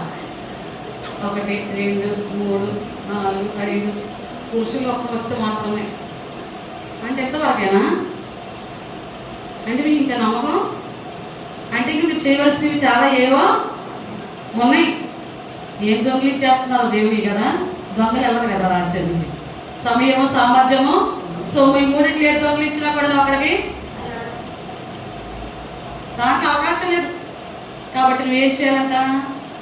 దేవుని సన్నిధిలో దేవుని మాటను వినాలి, అంగీకరించాలి, దాని ప్రకారము ఈ మూడింటి ఆటోమేటిక్గా నీకు అలవాటు అయిపోతాయి. సమయాన్ని ఇస్తున్నాం అనుకో, దేవుని సమయం దేవునికి, నీ సామర్థ్యం దేవుని పనిలో వాడుతూ ఉన్నావు అనుకో, దేవుడు అంటూ ఉన్నాడు కదా, నా మందిరంలో ఆహారం ఉన్నట్లు 10వ భాగం మీరు నా మందిరపు నిధిలోనికి తీసుకుని రండి. ఎక్కడ ఉండాలంటే దేవుని సన్నిధిలో సమృద్ధి ఉండాలంటే దేవుని భాగాన్ని మీ భాగాన్ని ఇవ్వమంటారు. గ్రహించండి, మీ యొక్క సామర్థ్యాన్ని కాదు అక్కడ అడుగుతుంది. మూడవదిగా దేవునికి రావాల్సింది, దేవునికి ఏమి రావాలి? 1000 రూపాయలు నేను ఇంట్లోకి వచ్చిన ఇంకో దానిలో 100 రూపాయలు ఎవరి 900 మాత్రమే మనయంట. అది నువ్వు దొంగిలిస్తే నేను ఇంత దొంగతనం చేస్తాను, నా కష్టం అంటాం. ఏంటమ్మా? నువ్వు కష్టపడడానికి శక్తి ఇచ్చింది ఎవరు నీకు? సామర్థ్యం కలుగ చేసిన వాడు ఆయనే. ఆయన సామర్థ్యం కలుగ చేయకపోతే నీ చేతులు పనిచేయండి, నీ కాళ్ళు వెళ్ళు, నీ నోరు మాట్లాడలేదు. కాబట్టి ఈ మూడింటిని చేస్తూ నువ్వు నిన్నదాన్ని అంగీకరిస్తేనే కదా అవి చేయగలుగుతావు. అంగీకరించిన వాళ్ళు చేయలేవు. చేయలేకపోతున్నావు అంటే నువ్వు దేవుని మాటను అంగీకరించగలవా? నువ్వు అంగీకరించకపోతే ఆ రాజ్యానికి వాసుడు ఎక్కడ సొంతం. దేవుని మాటను వినండి, అంగీకరించండి, అనుసరించండి. అంగీకరించి నువ్వేం చేస్తావు? అనుసరించి నడవగలుగుతావు. నువ్వు నడవలేకపోతున్నావు అంటే కారణం ఏంటి? అంగీకరించాలంటే దేవుని మాటలు శ్రద్ధగా నువ్వు వినంత కాలం అంగీకరించలేవు. అంగీకరించిన నీవు అనుసరించకపోతే ఆయన రాజ్యానికి వారసురాలవి. అమ్మ చెప్పిన మాట వినకపోయినా ఒకవేళ నీకు వారసత్వం వస్తుందేమో, కానీ దేవుని మాటను అంగీకరించి దాని ప్రకారం నడకపోతే వారసత్వాన్ని పొందుకునేటువంటి అవకాశాన్ని మనమే కదా. రీసెంట్ గా చూసా, అక్కకో చెరుకు 10 సెంట్లు రాసిందని అమ్మ నాన్న డాక్టర్ ఎక్కించాలి పెట్టుకోండి. ఆస్తి కోసము డాక్టర్ ఎక్కించి మరి తల్లిదండ్రులు చేలో పరిగెత్తిస్తా చనిపోయాడండి. జొన్న చేలోనూ దేనిలోనూ. ఈ రోజున మన జీవితాల్లో ఈ భౌతికంగా వీటి కొరకు చంపుకోవటాలు ఎక్కువైపోతున్నాయి. భర్తను భార్యను భర్త, పిల్లలను తల్లిదండ్రులను పిల్లలు. ఈ మధ్య రీసెంట్గా ఇంట్లోనంటండి భర్త చేతే ఒక తొట్టి కట్టించిందంట భార్య. ఏం కట్టించింది? తొట్టి కట్టించిందంట. కట్టించిన తర్వాత ఓకే పడుకున్నాడంట. పడుకున్నవాడు ఆ తొట్లో పడుకోబెట్టిందంట. పడుకోబెట్టి ఇసుక సిమెంట్ వేసి నీళ్లు పోసిందంట. నీళ్లు పోసాక దాని మీద రాయి పెట్టడానికి పక్కోడు సహాయం కోరిందంట. పక్కింటి ఆయన సహాయం కోరితే ఆ రాయి పెడుతున్న క్రమంలో ఇంటికి కదిలినట్టు అనిపించిందంట. కదిలినట్టు అనిపిస్తే ఆగడి మేడ ఇంటి కదిలినట్టు ఉంది అంటే ఏమేది ముందు రాయి పెట్టమంటుందంట. రాయి పెట్టమంటే కాదు కాదు ఏదో కదిలినట్టు ఉందని ఆయన ఏం చేస్తుంటే కొంచెము కరపుతో ఇటు కదిలితే ఏదో ఇటు కదులుతుందంట. వెంటనే నలుగురిని పిలిచదంతా చేస్తే దాని భర్తకి ఆల్రెడీ అంట పాలు మత్తు మంది కల్పించిందంట. వీడు మత్తు మీద నిద్రపోతా ఉన్నాడంట. వీడు వాడు చేసుకున్న గోధుమ వాడిని పాత పెట్టేస్తుంది. ఎంత భయంకరమైన పరిస్థితులు చూడండి. ఇంట్లో భర్త చేతి తొట్టి కట్టించి తొట్టిలో వాడు చక్కగా పాలించి పడుకోబెట్టి దాని సమాధి. ఎంత భయంకరమైన సమాజంలో ఇట్లాంటి పరిస్థితుల్లో కూడా దేవుడు మనకి క్షేమకరమైన స్థితిని ఇస్తుంది. ఆయన మాట వింటున్నావా? ఆయన మాట విన్నావు, ఎంతమంది యాక్సెప్ట్ చేస్తున్నావు? అంగీకరించి నీవు ఎంతవరకు దాని ప్రకారము నడవగలుగుతున్నావు? మా పిల్లలు అంటాం కదా, ఎన్నిసార్లు చెప్పినా వినవేరా, ఎన్నిసార్లు చెప్పాలి దానికి చెప్పి నా నోరు పోతుంది. కానీ కొన్నిసార్లు అంటారు తల్లు, నేను నిన్ను పెంచలేక నేను చస్తే అన్న తల్లులు మీరు లేకపోవాలి. చెప్పిన మాట మీరు వింటలేదు కాబట్టి నేను చస్తేనన్న మీరు మారతారేమో అన్న తల్లులు లేకపోలేదు.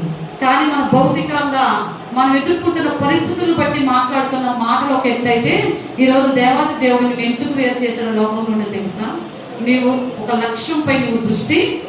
ఈరోజు దేవుని సందుకు వచ్చిన మీరు ఎంతమంది దేవుని మాటలపై దృష్టి పెట్టారు? ఎంతమంది మీ దృష్టి నిజముగా చెప్పబడుతున్న మాటల వైపే ఉంటుంది?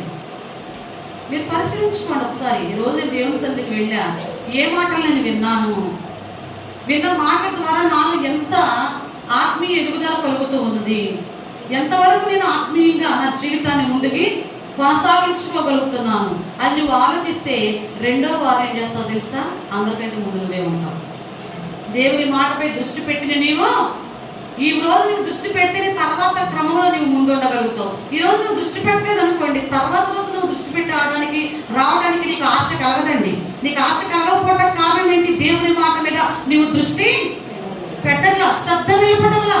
నువ్వు శ్రద్ధ నిలిపినప్పుడు మాటని వినగలుగుతావు.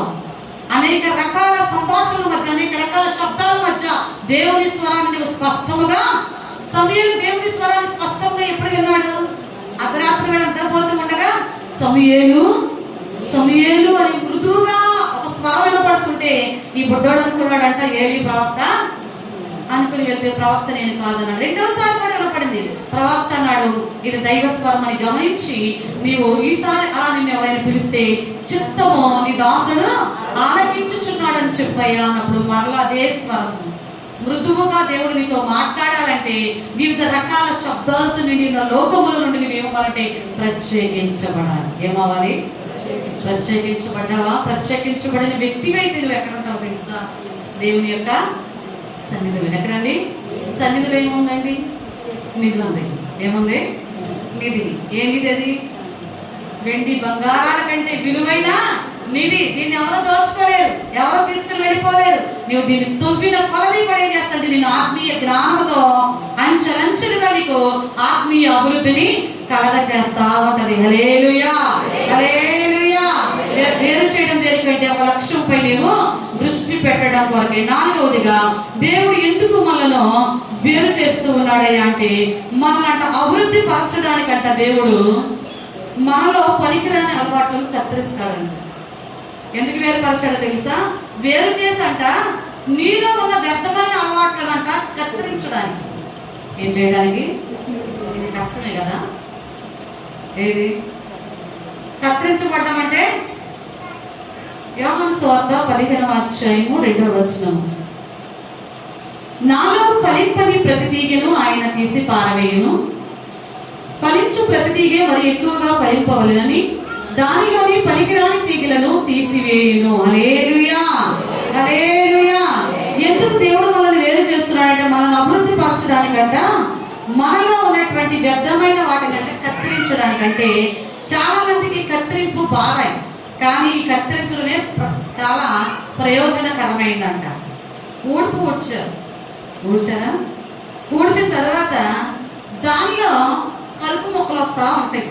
అప్పుడు రైతు పోన్లే దీంతో కూడా అది కూడా పెరుగుద్దిలే మొన్ననే ఉంచుతారా? ఏం చేస్తారు?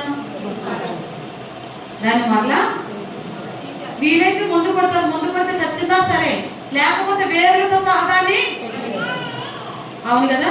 మన గార్డెన్లో ఒక మంచిగా ఒక చెట్టును పెట్టాం, ఒక మల్లె చెట్టే పెట్టామనుకోండి, అది దాని ఇష్టానుసారంగా విస్తరించేసింది, మిగతా చెట్టు మీద పడిపోతూ ఉంది. అప్పుడు ఏం చేస్తాం? కత్తిరిస్తూ ఉంటాం. కత్తిరించినప్పుడు దానికి ఒక మంచి ఆకారం అనేది చూస్తాం. దాని నుండి మంచిగా మనకి మల్లె చెట్టు ఒక ఉదాహరణ. సమ్మర్ సీజన్ రాగానే ఏం చేస్తారు? చుట్టుపక్కల కత్తిరిస్తారు, దానికి ఉన్న ఆకులన్నిటిని తీసేస్తారు. తీసేసినప్పుడు ఏమవుతుంది? ప్రతి కత్తిరింపులోంచి కొత్త చిగురు వస్తుంది. ప్రతి కత్తిరించిన చోట నువ్వు తీసేసిన ప్రతి ఆకు ఉన్న చోట మరొక కొత్త ఆకు. దేనికోసం కత్తిరింపు అనేది? దానిలో మంచి ఫలింపు కొరకు. ఈ రోజున మీ ఆత్మీయ జీవితం ఈ సపరేషన్ ఏంటయ్యా అంటే దేవుడు అంటండి మీ బలాన్ని శక్తిని అనవసరంగా ఖర్చు చేస్తున్న చెడు అలవాట్ల నుండి, చెడ్డ మనుషుల నుండి అంటే దేవుడు నిన్ను సపరేట్ చేస్తాడంటే. ఎలాంటి వారి దగ్గర నుంచి? చెడు మనుషుల నుండి, చెడు అలవాట్ల నుండి దేవుడు నిన్ను ప్రత్యేకించి సపరేట్ చేసేస్తున్నాడు. మరని వెళ్ళి అతుక్కోవడానికి వీలు. చెట్టు నుండి ఒక చెట్టు ఏపుగా ఎదుగుతుంది, కొంత ఎదుగుదల వచ్చాక దానికి ఎటు పడితే అటు వంగిపోయింది. ఎటు పడితే అటు వంగిపోయిన దాన్ని ఏ వ్యక్తి కూడా తన గార్డెన్లో అలా ఉంచడానికి ఇష్టపడు. ఎక్కడ ముప్పు వచ్చిందో దాన్ని కట్ చేస్తాడు. కట్ చేసి దాన్ని ఏం చేస్తారు? తీసుకెళ్లి బయట ఎండిపోయిన దాన్ని తగలబెడతారు. అంతే కదా. దాన్ని మళ్ళా కొంతకాలం తర్వాత తీసుకొచ్చి అదే చెట్టు కతికిస్తారా? ఎందుకని? వీళ్ళు అసలు ఏం మాట్లాడరు కదా. ఎందుకని? అసలు కత్తిరించింది అతికించడానికి కాదుగా. అర్థమవుతుందా? కత్తిరించింది అతికించడానికి. నీ చెడు అలవాటు, చెడు వ్యసనాలు ఏవైతే ఉన్నాయో దాన్ని దేవుడు ఏం చేస్తున్నాడంటే ఈ రోజు అలాంటి వ్యక్తుల దగ్గర నుంచి నిన్నంట విడిపిస్తాడు. ఎందుకంటే మానవుని దృష్టి మళ్ళించి ఆకర్షణను తొలగించంట దేవుడు అభివృద్ధి పరచడానికి అడ్డుకుంటున్న ప్రతి వాటిని కూడా కత్తిరిస్తాడు. కత్తిరించడానికి తిరస్కరణ కాదు, కానీ నీ భవిష్యత్తులో మంచి ఫలాలను నీవు ఇవ్వడానికంట.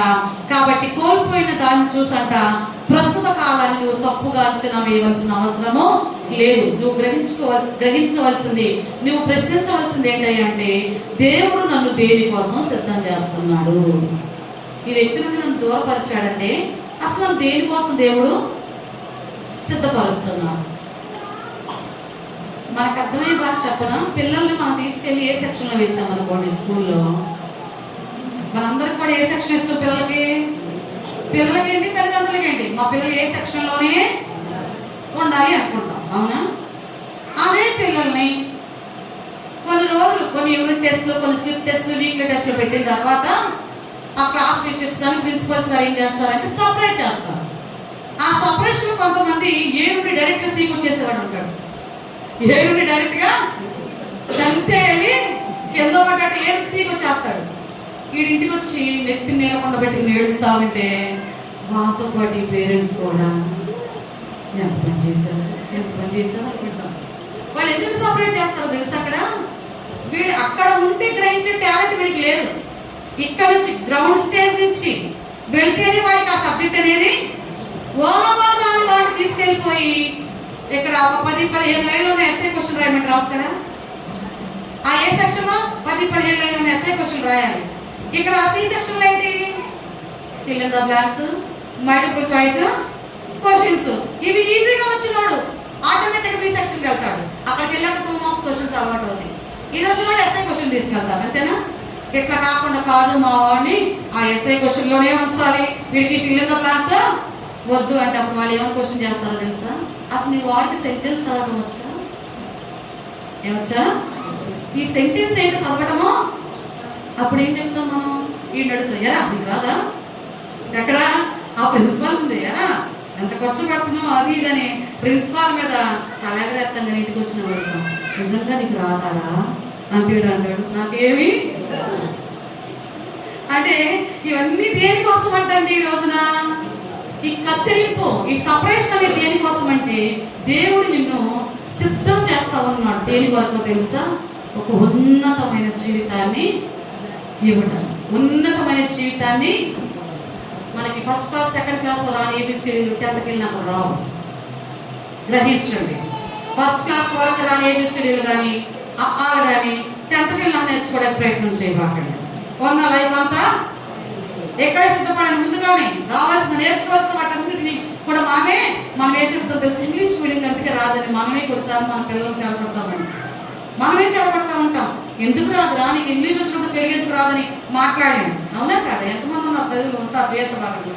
ఆ ఇంగ్లీష్ మీడియం కాబట్టి తెలుగు రాకదని మామూలు సర్ది చెప్తాం, కానీ అది అలవాటు చేసుకోవడం నేర్పాలంట మనం. మా చిన్నప్పుడు కూడా రాదు. కరోనా టైంలో 1 సంవత్సరం అంతా చాలా స్కూల్ లేదుగా, రెగ్యులర్గా బైబిల్ చదవమంటే అప్పుడు ఏం చేస్తుంటే మేము చెప్తుంటే చదివాడు. వారల్ డ్రిల్లింగ్ లాగా ఉండేది. స్కూల్లో టీచర్ గారికి వారం చెప్తుంటే పిల్లలు అంటారే అట్లా కూడా వచ్చే రోజు మేము చదవాలి వాడు అనాలి. ఇక ఏం చెప్తా, ఎవరు వచ్చి చదువుతారు ఇంటికి? నేను మా బైబిల్ చదవాలి కాబట్టి నాకు ఒకరు చదవాలి నేను అనాలి. అట్లా బైబిల్ చదవడం. అట్లా కొన్ని రోజులైన తర్వాత ఏమైందంటే అప్పుడు ఏమనుకున్నాడు ఏంటో తనంతా తాను చదవడం ప్రారంభించాడు. చెప్తున్నాడంట కాలేజీలో ఒక అవసరం చెప్తున్నాడు, నాకు తెలుగు చదవడం రాదురా, బైబిల్ చదవడం ద్వారా తెలుగు చదువుకొని నేర్చుకున్నాను అన్నాడు. హల్లెలూయా.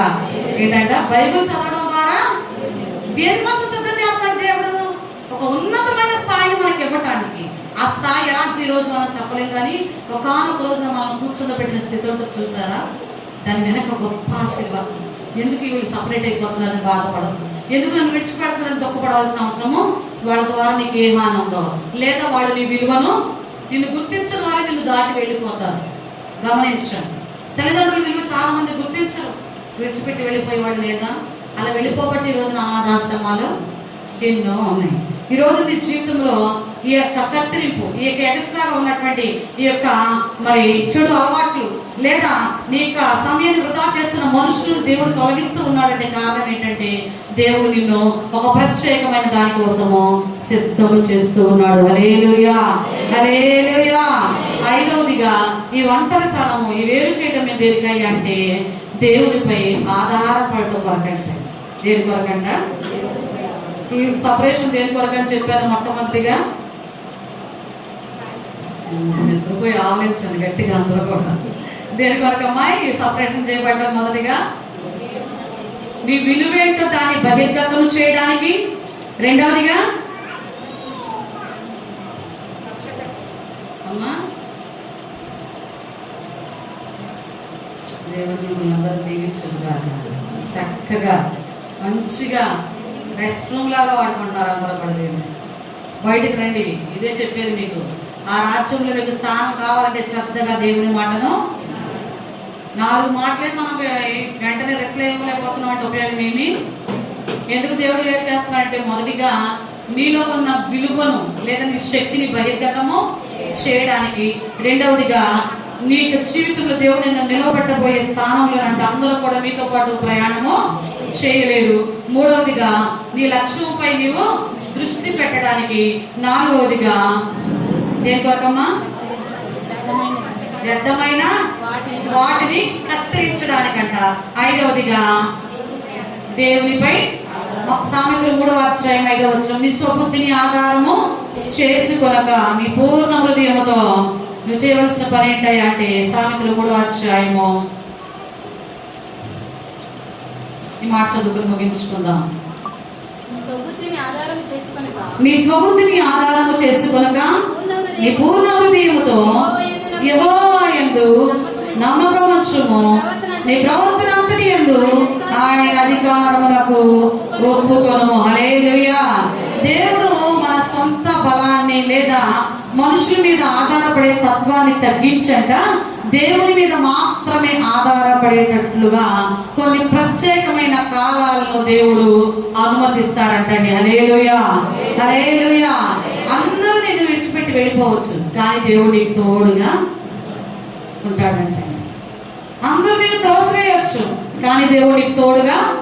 అందరూ నిన్ను అవమానించవచ్చు, కానీ దేవుడు నీకు తోడుగా. నేరం ముందు పట్టబడిన స్త్రీని తీసుకుని వచ్చి ప్రభు ఎదుటంట రాళ్లతో కొట్టి చంపమన్నారంట. రాళ్లతో కొట్టి చంపమన్నప్పుడు ప్రభు ఏం చేశారా అంటే కూర్చుని రాస్తా ఉన్నారంట. అన్ని ఉండి మీలో పాపము చేయని వాడెవడో వాడు రాయి ముందు వేయమన్నారు. ఎవరైనా వేశారు. ఎందుకని అమ్మా అసలు నేను ఏ పాపం చేయలేదండి, ఎందుకు ఇంత అవుతుందో. అసలు నేను అబద్ధమే సత్య హరిశ్చంద్రుని అంటారు. మరి అందరూ రాయటం వచ్చిన అందులో ఏముంది? మరి రాయెందుకు వేస్తున్నారు? దేవుని వాక్యం అదే చెప్తుంది, నీ కంటిలో ఉన్న దూలమును ఎంచక ఎత్తివాని కంటిలోని నలుసును నీవు ఎంచదవునా. అప్పుడు ఈవిడ ఎవరి మీద డిపెండ్ అయిపోయింది తెలుసా? దేని మీద డిపెండ్ అయిపోయింది. ఇక రాయి ఒక్కడు కూడా ఎత్తలేదంట. ఎత్తనప్పుడు ప్రభు అన్నాడు, ఇక నుంచి నీవు ఆ పాపాన్ని విడిచి జీవించమని చెప్పాడు. ఈరోజు నువ్వు ఎవరిని వెంబడించాలి అంటే అందరూ కూడా నీ మీద రాళ్ళు వేయడానికి రెడీగా ఉంటారు, ఎక్కడ నీలో లోపం ఉందో. ఎందుకండి ఒక కార్యక్రమం చేస్తున్నాం అనుకో, ఫంక్షన్ చేస్తున్నాం అనుకో, రెడీగా ఉంటారు రాయి పట్టుకుని ఎక్కడైతే తక్కువైంది వేయడానికి. నీ అమ్మటే ఉంటారు, వెళ్తారు రాయి మొహాన్ వేస్తారు. అందరూ ఇక్కడ అనుకుంటున్నారు అవి ఇవ్వంటగా ఒక రాయి వేసేస్తారు. నీ సంతోషం అంతా ఏమైపోద్ది? కష్టపడి చేసుకున్నానే ఇట్లా అంటున్నారా? రాయి పడిందిగా, ఇక నిద్ర ఉండదు. చేసిన దానికి సంతోషమా రెడీగా ఉంటారు. జాగ్రత్త. ఒక కార్యక్రమం చేస్తున్నా, అది నీ బిడ్డల విషయమైన జాగ్రత్త అండి. యవన కాలంలో బిడ్డలు కలిగిన ప్రతి తల్లి తండ్రి చాలా జాగ్రత్తగా ఉండండి. నీతో పాటు ఉంటానే అంటారు, నీ బిడ్డల గురించి నలుగురికి బయట ఎండేస్తారు. నీతో పాటు కూర్చుంటావు, మీ ఇంటికి వెళ్తావు, నువ్వు పెట్టిందే తింటారు. నీ బిడ్డల గురించి 10 మందికి ఎండేస్తారు. నీ దగ్గరకు వచ్చి మరి కొళ్ళికి ఇస్తా సరిపించుకుంటూ మాట్లాడతారు. బయటికి వెళ్ళి అంటారా వాళ్ళ పిల్లలు ఇలా మాట్లాడతారు, వాళ్ళ అమ్మ నాన్నండి విలువ ఉండదు. ఏదో భక్తి చేస్తున్నారు కానీ దేవుడు అంటే వీళ్ళకి గౌరవము లేదు. అందుకే నువ్వు యవనస్తులు కలిగిన తల్లిదండ్రులు మీ ఇంట్లోకి బయట వాళ్ళు చేర్చుకోవడానికి చాలా జాగ్రత్తగా ఉన్నాడు. ప్రతి ఒక్కరిని కూడా మీరు ఎవరిని బట్టి వాళ్ళ ఇళ్లలోకి చేర్చుకోవద్దు. నీ ఇంట్లో ప్రతిదీ తీసుకెళ్ళి ఏం చేస్తావు తెలిసి, నువ్వు తేగ బట్టలు ఎండేస్తావే, తప్పకుండా ఎండేస్తారు. నువ్వు గ్రహించలేవు అంతే. ఎలా వెళ్ళింది ఈ మాట అనుకుంటావు కానీ ఆ బట్టలు ఎండేసినప్పుడైనా కొంచెం ఈ ముడతలు మాత్రం పడతాయేమో కానీ వీళ్ళు ఎండేసేది ఎట్లా ఉండో తెలుసా? ట్రాన్స్పరెంట్ గా. దీనికి ముడతలు ఉండవు, స్పష్టంగా దించేస్తా ఉంటారు, సీసీ ఫుటేజ్ దించినట్టు తీసుకెళ్ళి. కాబట్టి యవనస్తులైన బిడ్డలు కలిగిన తల్లిదండ్రులు, యవనస్తులే ఉంది ఎవరైనా కూడా మీ ఇంట్లో ఒక వ్యక్తిని చేర్చుకున్నారంటే చాలా జాగ్రత్తగా ఎంతవరకు ఎక్కడ వరకు చేర్చుకోవాలో అక్కడ వరకే, నీ హాల్ వరకే ఉండాలి. అసలు వీలైతే నీ బయట వరకే, నీ డోర్ లోపల కూడా రావడానికి వీలు లేదు. నీవు ఒంటరిగా ఉన్నప్పుడు అసలు ఇంట్లోకి నీ భర్త లేనప్పుడు నీ ఇంట్లోకి ఏ పురుషుడు ఎంటర్ అవడానికి వీలు లేదు. ఎవరైతే అనుకుంటారో కాదు, సభ్య సమాజంలో ఉంటున్నాం కాబట్టి కొన్ని నైతిక విలువలు మనం మెయింటైన్ చేయవలసిన వారముగా ఉన్నాం. నీ భర్త ఉన్నాడు, వాళ్ళు ఎంతవరకు రావాలి? హాల్ వరకే అంతే. నీ సహవాసం ఎక్కడి వరకు ఉండాలండి? బయట వరకు లేదా హాల్ వరకు, బెడ్రూమ్ల వరకు వెళ్ళడానికి వీలు. చాలా చాలా భయంకరమైన పరిస్థితులకు చేజేతులరా తెచ్చుకున్నటువంటి స్త్రీలు పురుషులు నేటి సమాజంలో అతి సాహిత్యం వల్ల ఎదుర్కొంటున్న పరిస్థితులు మామూలుగా లేవండి. గ్రహించండి. ఎందుకంటే లోకం ఎలా ఉందంటే వివిధ రకాల ఆకర్షణలతోనూ వివిధ రకాల మాటల సంభాషణ కలయికల వలన వారి జీవితాలు ఎలా ఉండిపోతాయి అంటే ఒకప్పుడు చాలా అందమైన కుటుంబమే, ఇప్పుడు ఆ కుటుంబాన్ని చూస్తుంటే వచ్చి ఇంత దరిద్ర కుటుంబమే లేదండి. ఇలా ఉంటారండి. ఈ మాట అనిపించుకుంటే కారణం ఏంటో తెలుసా? నువ్వు లోపలికి చేర్చుకుంటున్న విధానం. అవసరమైతే అక్కడ కట్ చేయి, అంతవరకే. దాని అక్కడ వరకు మీరు ఏం చేయాలి? సపరేట్ చేయాలి. ఏం చేయాలండి? పాస్టర్ గారు నాన్నగారు మమ్మల్ని యూత్ పంపించేప్పుడు చెప్పారు, అమ్మ అబ్బాయి లేనప్పుడు ఎవరైనా వస్తే బయటకు వచ్చి సమాధానం చెప్పు, అవసరమైతే వాళ్ళు వెయిట్ చేస్తారంటే అక్కడ కూర్చోమని బయటే, వాళ్ళు ఎంతటి వాళ్ళైనా కూడా బయట చెప్పు, లేదా వచ్చిన తర్వాత ఫోన్ చేపిస్తానని చెప్పి పంపించు. ఆమె గ్లాసు నీళ్లు బయట కూర్చోబెట్టేవు, కానీ ఏ రోజు కూడా ఇంట్లోకి లేకుండా నువ్వు ఎవరిని ఇంట్లోకి చేర్చుకోవద్దు. నేటికి నేను అదే పని చేస్తా, ఈ రోజుకి అదే పని చేస్తా. పాస్టర్ గారు లేకుండా ఎవరు వచ్చినా ఇంట్లోకి వచ్చే అవకాశం ఉన్నా కూడా నేను ఇవ్వలేను. ఎందుకంటే ఈరోజు సమాజం నీ క్యారెక్టర్ మీద దెబ్బ కొట్టాలంటే ఫస్ట్ నువ్వు లోపలికి ఆహ్వానించే విధానం బట్టే డిపెండ్ అయి ఉంటుంది. గ్రహించండి, మొహమాటం కొద్దీ నువ్వు దేన్ని కోల్పోవటానికి వీలు. నువ్వు ఏదైనా కోల్పోతే నువ్వు నిలబెట్టుకోగలుగుతావేమో, నీ క్యారెక్టర్ కోల్పోతే నిలబెట్టుకుంటావా? ఒక్కసారి నీ జీవితం మీద మచ్చపడితే దాన్ని ఎవరైనా చెప్పగలుగుతారా? చెప్పండి. నీ ఒంటి మీద పుట్టుమచ్చ ఉంది, దాన్ని తీసేసుకుంటే నీ వల్ల అవుద్దా? అవుద్దా? ఒక్కసారి మచ్చపడితే. కాబట్టి నువ్వు ఎలా ఉండాలంటే ఈ రోజున దేవుని మీద ఆధారపడి ఎలాంటి పరిస్థితుల్లోనైనా కూడా నీవు అందరినీ విడిచిపెట్టేయచ్చు, అందరూ వెళ్ళిపోవచ్చు, నీ ద్వారాలు మూసివేయబడచ్చు, కానీ దేవుడే నిన్ను ఆ ద్వారాల గుండా నడిపిస్తాడంటండి. హల్లెలూయా, హల్లెలూయా. మూయబడిన ద్వారాలను తెరవగలిగిన వాడండి. ఆధారం లేకుండా నీ జీవితాన్ని నిలబెట్టువాడంట, కరువులో సమృద్ధినిచ్చువాడంట, విరచి ఆశీర్వదించువాడంట. 5 రొట్టెలు 2 చిన్న చేపలు విరిచి ఆశీర్వదించాడు. ఎంతమందికి ఇస్తున్నారు? మీరున్నారా 5,000 మందిలో? మీకు ఇవ్వట్లేదు సమృద్ధి ఏసయ్యా?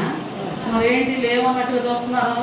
ఉన్నాం, మనం కూడా ఆశీర్వాదం ఉంది కాబట్టి ఈరోజు చక్కగా కడుపు నిండా తింటున్నాం, తిన్నది అరుగుతుంది. ఈ రెండో జరగట్లేదంటే గ్రహించండి. కాబట్టి ఈ ద్వారాలు తెరవబడాలి అంటే నువ్వు సపరేట్ చేయబడాలి. నీ బలం అయిపోయింది అనుకున్నప్పుడే నీకు దేవుని బలం ఏంటో తెలుస్తుంది, అంతేనా? అన్ని మనం ఆ దేవుని చిత్తం కాదు, దేవుని చిత్తం ఏముంది అనుకుంటాం. చాలా సందర్భాలు సేవకులు మీరు ప్రార్థన చేయకున్నప్పుడు అంటారు, సమాధానం చెప్పి దేవుని చిత్తం కొరకు ప్రార్థన చేద్దాం. ప్రార్థన ఏం చెప్తాడండి ఏ సేవకులైనా కూడా మీకు, అవునా కాదా? ఒక యవనస్తుడు అంట ప్రార్థన జరుగుతుంటే గబగబా లేచి బయటకు వెళ్ళిపోతా ఉన్నాడంట. పాస్టర్ గారి పాపం చూసి మంచిగా వాక్యం అందించబడతాను వెళ్ళిపోతున్నాడు, నీ సేవకు పోయిందానగా యవనస్తుడు అంటే బయటికి వెళ్ళాడంట. అయ్యా కొంచెంసేపు కూర్చొని వాక్యం అయినాక వెళుతుగానే అని ఆ వ్యక్తి అన్నాడు, చాలా అర్జెంటు పని అండి నేను వెళ్ళాలి అన్నాడంట. కాదు నాన్న, దేవుని చిత్తం అయితే ఆ పని కోసం కొంతసేపటికైనా వెళ్ళొచ్చులే, వెయిట్ చేయను అన్న కొంత సమయం వాక్యం అంటే ఈయనంటే పాస్టర్ చెప్తుంటే ఆ వ్యక్తికి విసుగుగా అనిపిస్తుంది అంట. పాస్టర్ చెప్తుంటే ఆ మాట కంటండి వ్యతిరేకంగా ర్యాష్గా బండి తీసి ఎప్పుడు దేవుని చిత్తం అంటారు ఏంటంటే, నాకు టైం అయిపోతుందంటే మీరు తప్పుకోండి అని అంట స్పీడ్గా పాస్టర్ ఎదురు నుంచి బండి తీసుకుని బయటికి వెళ్ళిపోయాడు. ఆరాధన జరిగింది, చక్కగా భోజన కార్యక్రమం అయిపోయింది. అంతా కడిగిన తర్వాత పాస్టర్ అందరూ ఇలా కూడా ఎవరు కదా వెళ్ళిపోయి అక్కడ కుర్చీ వేసుకుని కూర్చున్నారు. కూర్చుంటేనంట కొంత సమయం తలెత్తి చూస్తే దూరం నుంచి ఒక వ్యక్తి కనపడుతున్నాడంట. ఒంటి నిండా గాయాలు, బట్టలు చిరిగిపోయి ఉండేయంట. ఎవరు ఈ వ్యక్తి, అసలు ఏంటి ఇట్లా బట్టలు చిరిగిపోతున్నాడని చూస్తూ ఉంటే తెలిసిన వ్యక్తిలాగా అనిపించాడంట. ఈ పాస్టర్ గారు లేచి నుంచుని ఆ వ్యక్తి మందిరం వైపు రావడానికి గమనించి బయటకు వెళ్ళారంట.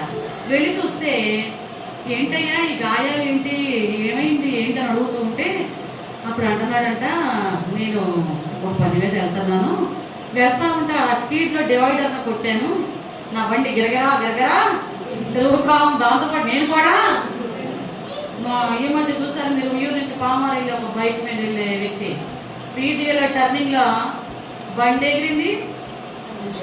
ఎగిరాడు. ఎక్కడికి వెళ్ళిపోయాడు తెలుసా? Direct ticket. ఎంతో వయసు, చాలా తక్కువ వయసు లాగా నేను డివైడర్ కొట్టుకున్నాను, టికెట్ క్యాన్సిల్ అవుద్దేమో అని బట్టలు చిరిగిపోయిన గాయాలతో బ్రతికి బయట వదిలిపెట్టి వచ్చాను అన్నాడంట. ఆ వ్యక్తి ఎవరో కాదు, దేవుడి చిత్తం ఏంటి, టైం ఏంటి, ఇసుకిస్తున్నారేంటి, ఎప్పుడు దేవుని మీద ఆధారపడమంటారేంటి, వాక్యం వినమంటారేంటి అని చించుకున్నాడే ఆ గొప్ప యవనస్తుడే.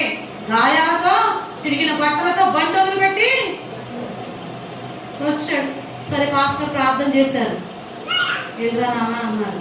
2 అడుగులు వేసాడు, వెనక్కి వచ్చి అంటున్నాడు, అయ్యగారు దేవుని చిత్తమైతే ఇంటికి అంటే బట్టలు చిరిగితే కానీ కండ ఊడితే కానీ బుద్ధి అది వచ్చే వరకు కూడా దేవుడు అసలు నేను వేరే చేస్తాడు. జాగ్రత్త, దేవుని మీద ఆధారపడే వరకు కూడా నేను విడిచిపెట్టడు. మాటతో ఉపద్రవిస్తాడు, గద్దిస్తాడు, శిక్షిస్తాడు, అవసరమైతే కండ కూడా ఓల్చేస్తాడు కొన్నిసార్లు.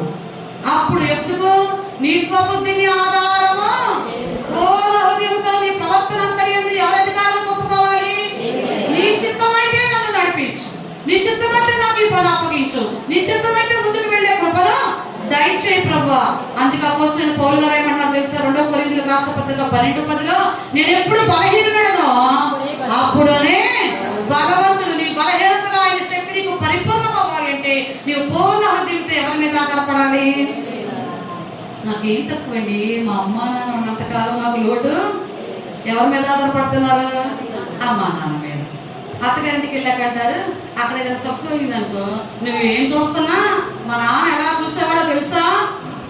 ఒక్క ఫోన్ చేస్తే చాలు మా అమ్మాయి వచ్చేస్తాడు. ఎక్కడికి వదిలినట్టు ఎక్కడికి వెళ్తావురా నువ్వు? అక్కడ ఉంటాడు ఆయన తెచ్చి పెట్టుకోలేడా, నువ్వు బయలుదేరుతున్నావు అంట. నీకు తెలీదు అక్కడ పడేది వెనకాల ఆ సంగతి తెలియదు. ఇక్కడ మాత్రం ఏం కొత్తగా వస్తారు? మా నాన్న అట్లాగా, మా అన్నయ్య ఎట్లాగా. మీ అన్నయ్యని వెనకాల పడతా ఉంటాయి అక్కడ పంచర్లు. ఆ పంచర్ల గురించి ఆలోచించు. అన్నయ్య తెచ్చేది కావాలి, అమ్మ ఇచ్చేదే. నువ్వు ఆధారపడవలసిన అమ్మ మీదో, నాన్న మీదో, అక్క మీదో, వదిలి మీదో, తమ్ముడు మీదో, చెల్లి మీదో, స్నేహితుల మీదో, బంధుమిత్రుల మీదో కాదని ఎవరి మీద ఆధారపడాలి? దేవుని మీద. ఎవరైతే దేవుని మీద ఆధారపడగలుగుతారో ఆ సమయంలో దేవుడు నీ శక్తిని పరిపూర్ణమో. జార్జ్ ముల్లర్ గారు అంటే ఒక అనాథాశ్రమాన్ని నడుపుతూ ఉన్నారంటండి. అనాథాశ్రమాన్ని నడుపుతూ ఉన్న వ్యక్తి జీవితంలో ఒక రోజున పిల్లలు స్కూల్కి వెళ్ళడానికి సమయం అయిందంట. అక్కడ పనిచేస్తున్న వారు ఒక వ్యక్తి తన సహోదరులకు చెప్తుందంట, అయ్యా మరి వాళ్ళకి టిఫిన్ పెట్టాలి, ఆ టిఫిన్ కోసం ఏర్పాటు చేయడానికి ఏమి లేవంటే ఈయన అంటారంట, ప్రార్థన చేస్తున్నానమ్మా బిడ్డలు మీరు సిద్ధపరచండి అన్నారంట. 8 గంటలకు స్కూల్కి వెళ్ళాలి, 7:50 అయిందంట. అయ్యగారు సమయం అయిపోయిందండి, ఇప్పుడు అన్ని ఏర్పాటు చేస్తే సిద్ధపరచడానికి సమయము లేదయ్యా అమ్మంట. ప్రార్థన చేస్తున్నానమ్మా అన్నప్పుడు కరెక్ట్గా 5 నిమిషాల ముందు ఒక వ్యక్తి వచ్చినట్టు, అయ్యగారు 3 గంటల సమయంలో నాకు ఒక స్వరం ఏర్పడుతుంది, జార్జ్ ముల్లర్ గారి యొక్క ఆశ్రమానికి నువ్వు బ్లడ్ డొనేట్ చేయమని దేవుడు మాట్లాడాడండి. అప్పటి నుంచి చేస్తే కానీ ఇప్పటికీ అవ్వలేదని. ఇదిగోండి వేడిగా ఉన్నాయి పిల్లలకి. ఎవరి మీద ఆధారపడ్డాడు ఆయన? ఏ షోరూమ్కి ఫోన్ చేయగా, ఏ రెస్టారెంట్కి ఫోను చేయగా, దేవుడి మీద ఆధారపడి ప్రార్థనే చేస్తూ ఉన్నాడు. ఈలోపు బ్రెడ్లు పెడతా ఉంటే ఒక వ్యక్తి వచ్చినాడంట, అయ్యా మీ హాస్టల్ ముందు మా ట్యాంకర్ అయిపోయింది, ఈ పాలన్నీ మీ పిల్లలకి. నువ్వు దేవుని మీద ఆధారపడితే జరిగే కార్యాలండి. నువ్వు అనుకుంటావు ఎట్లా నాకు ఈ కరువు పోతుంది, నా బలహీనత ఎలా పోతుంది, నేను ఏమీ చేయలేకపోతున్నానే, నా బిడ్డలకి ఏం సంపాదించక్కర్లా. కోట్లు సంపాదించి పనికిరాని బిడ్డలు కలిగి ఉన్న తల్లిదండ్రులు కూడా ఉన్నారు. నీ దగ్గర ఏది లేకపోవచ్చు, నువ్వు దేవుని మీద ఆధారపడు. కోటీశ్వరులు మించినటువంటి స్థాయిలో నీ బిడ్డలను దేవుడు ఉంచుతాడు. హల్లెలూయా, హల్లెలూయా. అలాంటి ఆశీర్వాదం మనకు కావాలంటే మనం ఎవరి మీద డిపెండ్ అవ్వాలి ఈ రోజున? దేవుని మీద. ఎవరి మీద అండి? దేవుని మీద మాత్రమే.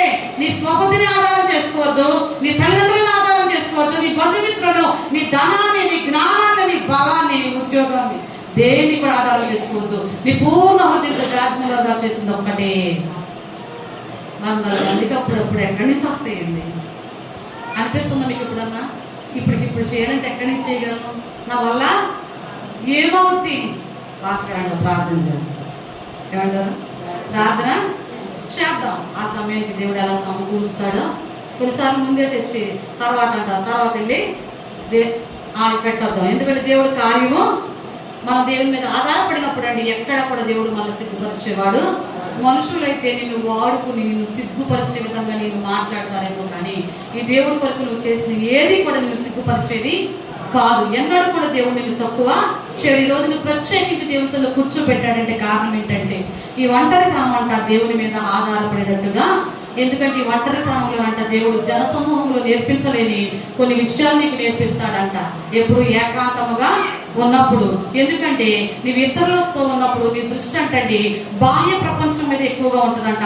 ఆ సమయంలో దేవుని స్వరాన్ని నీవు వినలేవు. నీ బలహీనతలో నీ ఒంటరిగా ఉన్నప్పుడు దేవుడు అండి నిన్ను దిద్దేవాడుగా, దేవుని ప్రణాళికలను గురించి నీతో మాట్లాడేవాడుగా నిన్ను ఉంచడం కొరకే దేవుడు నిన్ను ఈ లోకం నుండి లేదా ఈ ప్రజల నుండి ఈ వ్యక్తుల నుండి దేవుడు నిన్ను ఏం చేస్తాడంటే సపరేట్ ప్రత్యేకపరుస్తూ ఉన్నాడు. కాబట్టి ఈ రోజు ఎంతమంది అయితే ఒంటరిగా ఉన్నాను, వీటిని కోల్పోయారని మీరు బాధపడుతున్నారు, దేవుడు నీతో చెప్తుంది ఏంటో తెలుసా? ఈ యొక్క ప్రత్యేకపరచడం అనేది ఎందుకంటే నీలో ఉన్న శక్తిని నేను బహిర్గతము వీళ్ళ వల్ల ఏమి కాదనుకున్నాను, కానీ బాగానే చేశారే, బాగానే పెంచారే బిడ్డల్ని. ఎప్పుడు వస్తుంది ఇది? దేవుడు నేర్పే అనుభవాల ద్వారా. రెండవది సపరేషన్ అనేది ఏంటయ్యా అంటే దేని కొరకంటండి?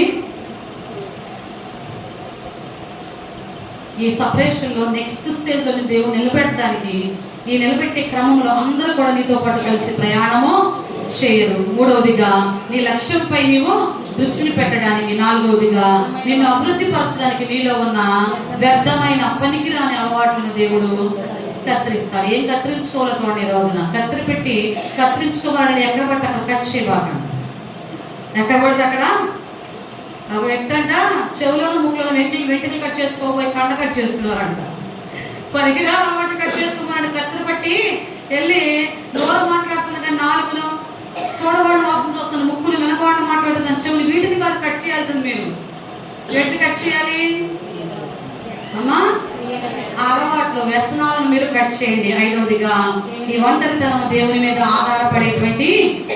ఆధారపడేలాగా చేస్తుంది. కాబట్టి నువ్వు గ్రహించాల్సింది ఏంటంటే నీకు వేరైపోతున్నారంటే దేవుడే నీకు హాని చేసే వారిని నుండి వేరు చేస్తున్నాడు, లేదా నీ విలువ తెలియని వారు నీ నుండి దూరం అయిపోతున్నారు. అలాంటి వారి గురించి నువ్వు బాధపడవలసిన అవసరము, నీ స్థాయి ఎప్పుడు కూడా ఉన్నతంగానే ఉంటుంది. కాబట్టి ఈ రోజున దేవుని యొక్క సన్నిధిలో దేవుని ప్రణాళిక కొరకు ఆయన మనను సిద్ధపరుస్తూ ఉండగా ఆ సిద్ధపాటుకు మన జీవితాలను అప్పగించుకుందాం. ఈ కొద్ది మాటలు దేవుడు దీవించి ఆశీర్వదించును గాక.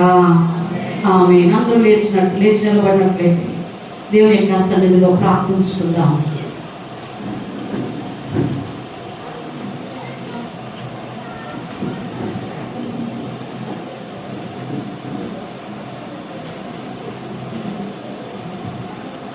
ఈ రోజున మీరు ఇప్పటి వరకు వీటిని కోరుకుంటూ వచ్చారు. కోల్పోయిన మాటలు బట్టి ఎన్ని సందర్భాలు దిగులు పడుతూ ఆవేదనతో దుఃఖంతో కృంగిన స్థితిలో మీరు ఒక ఇప్పటి వరకు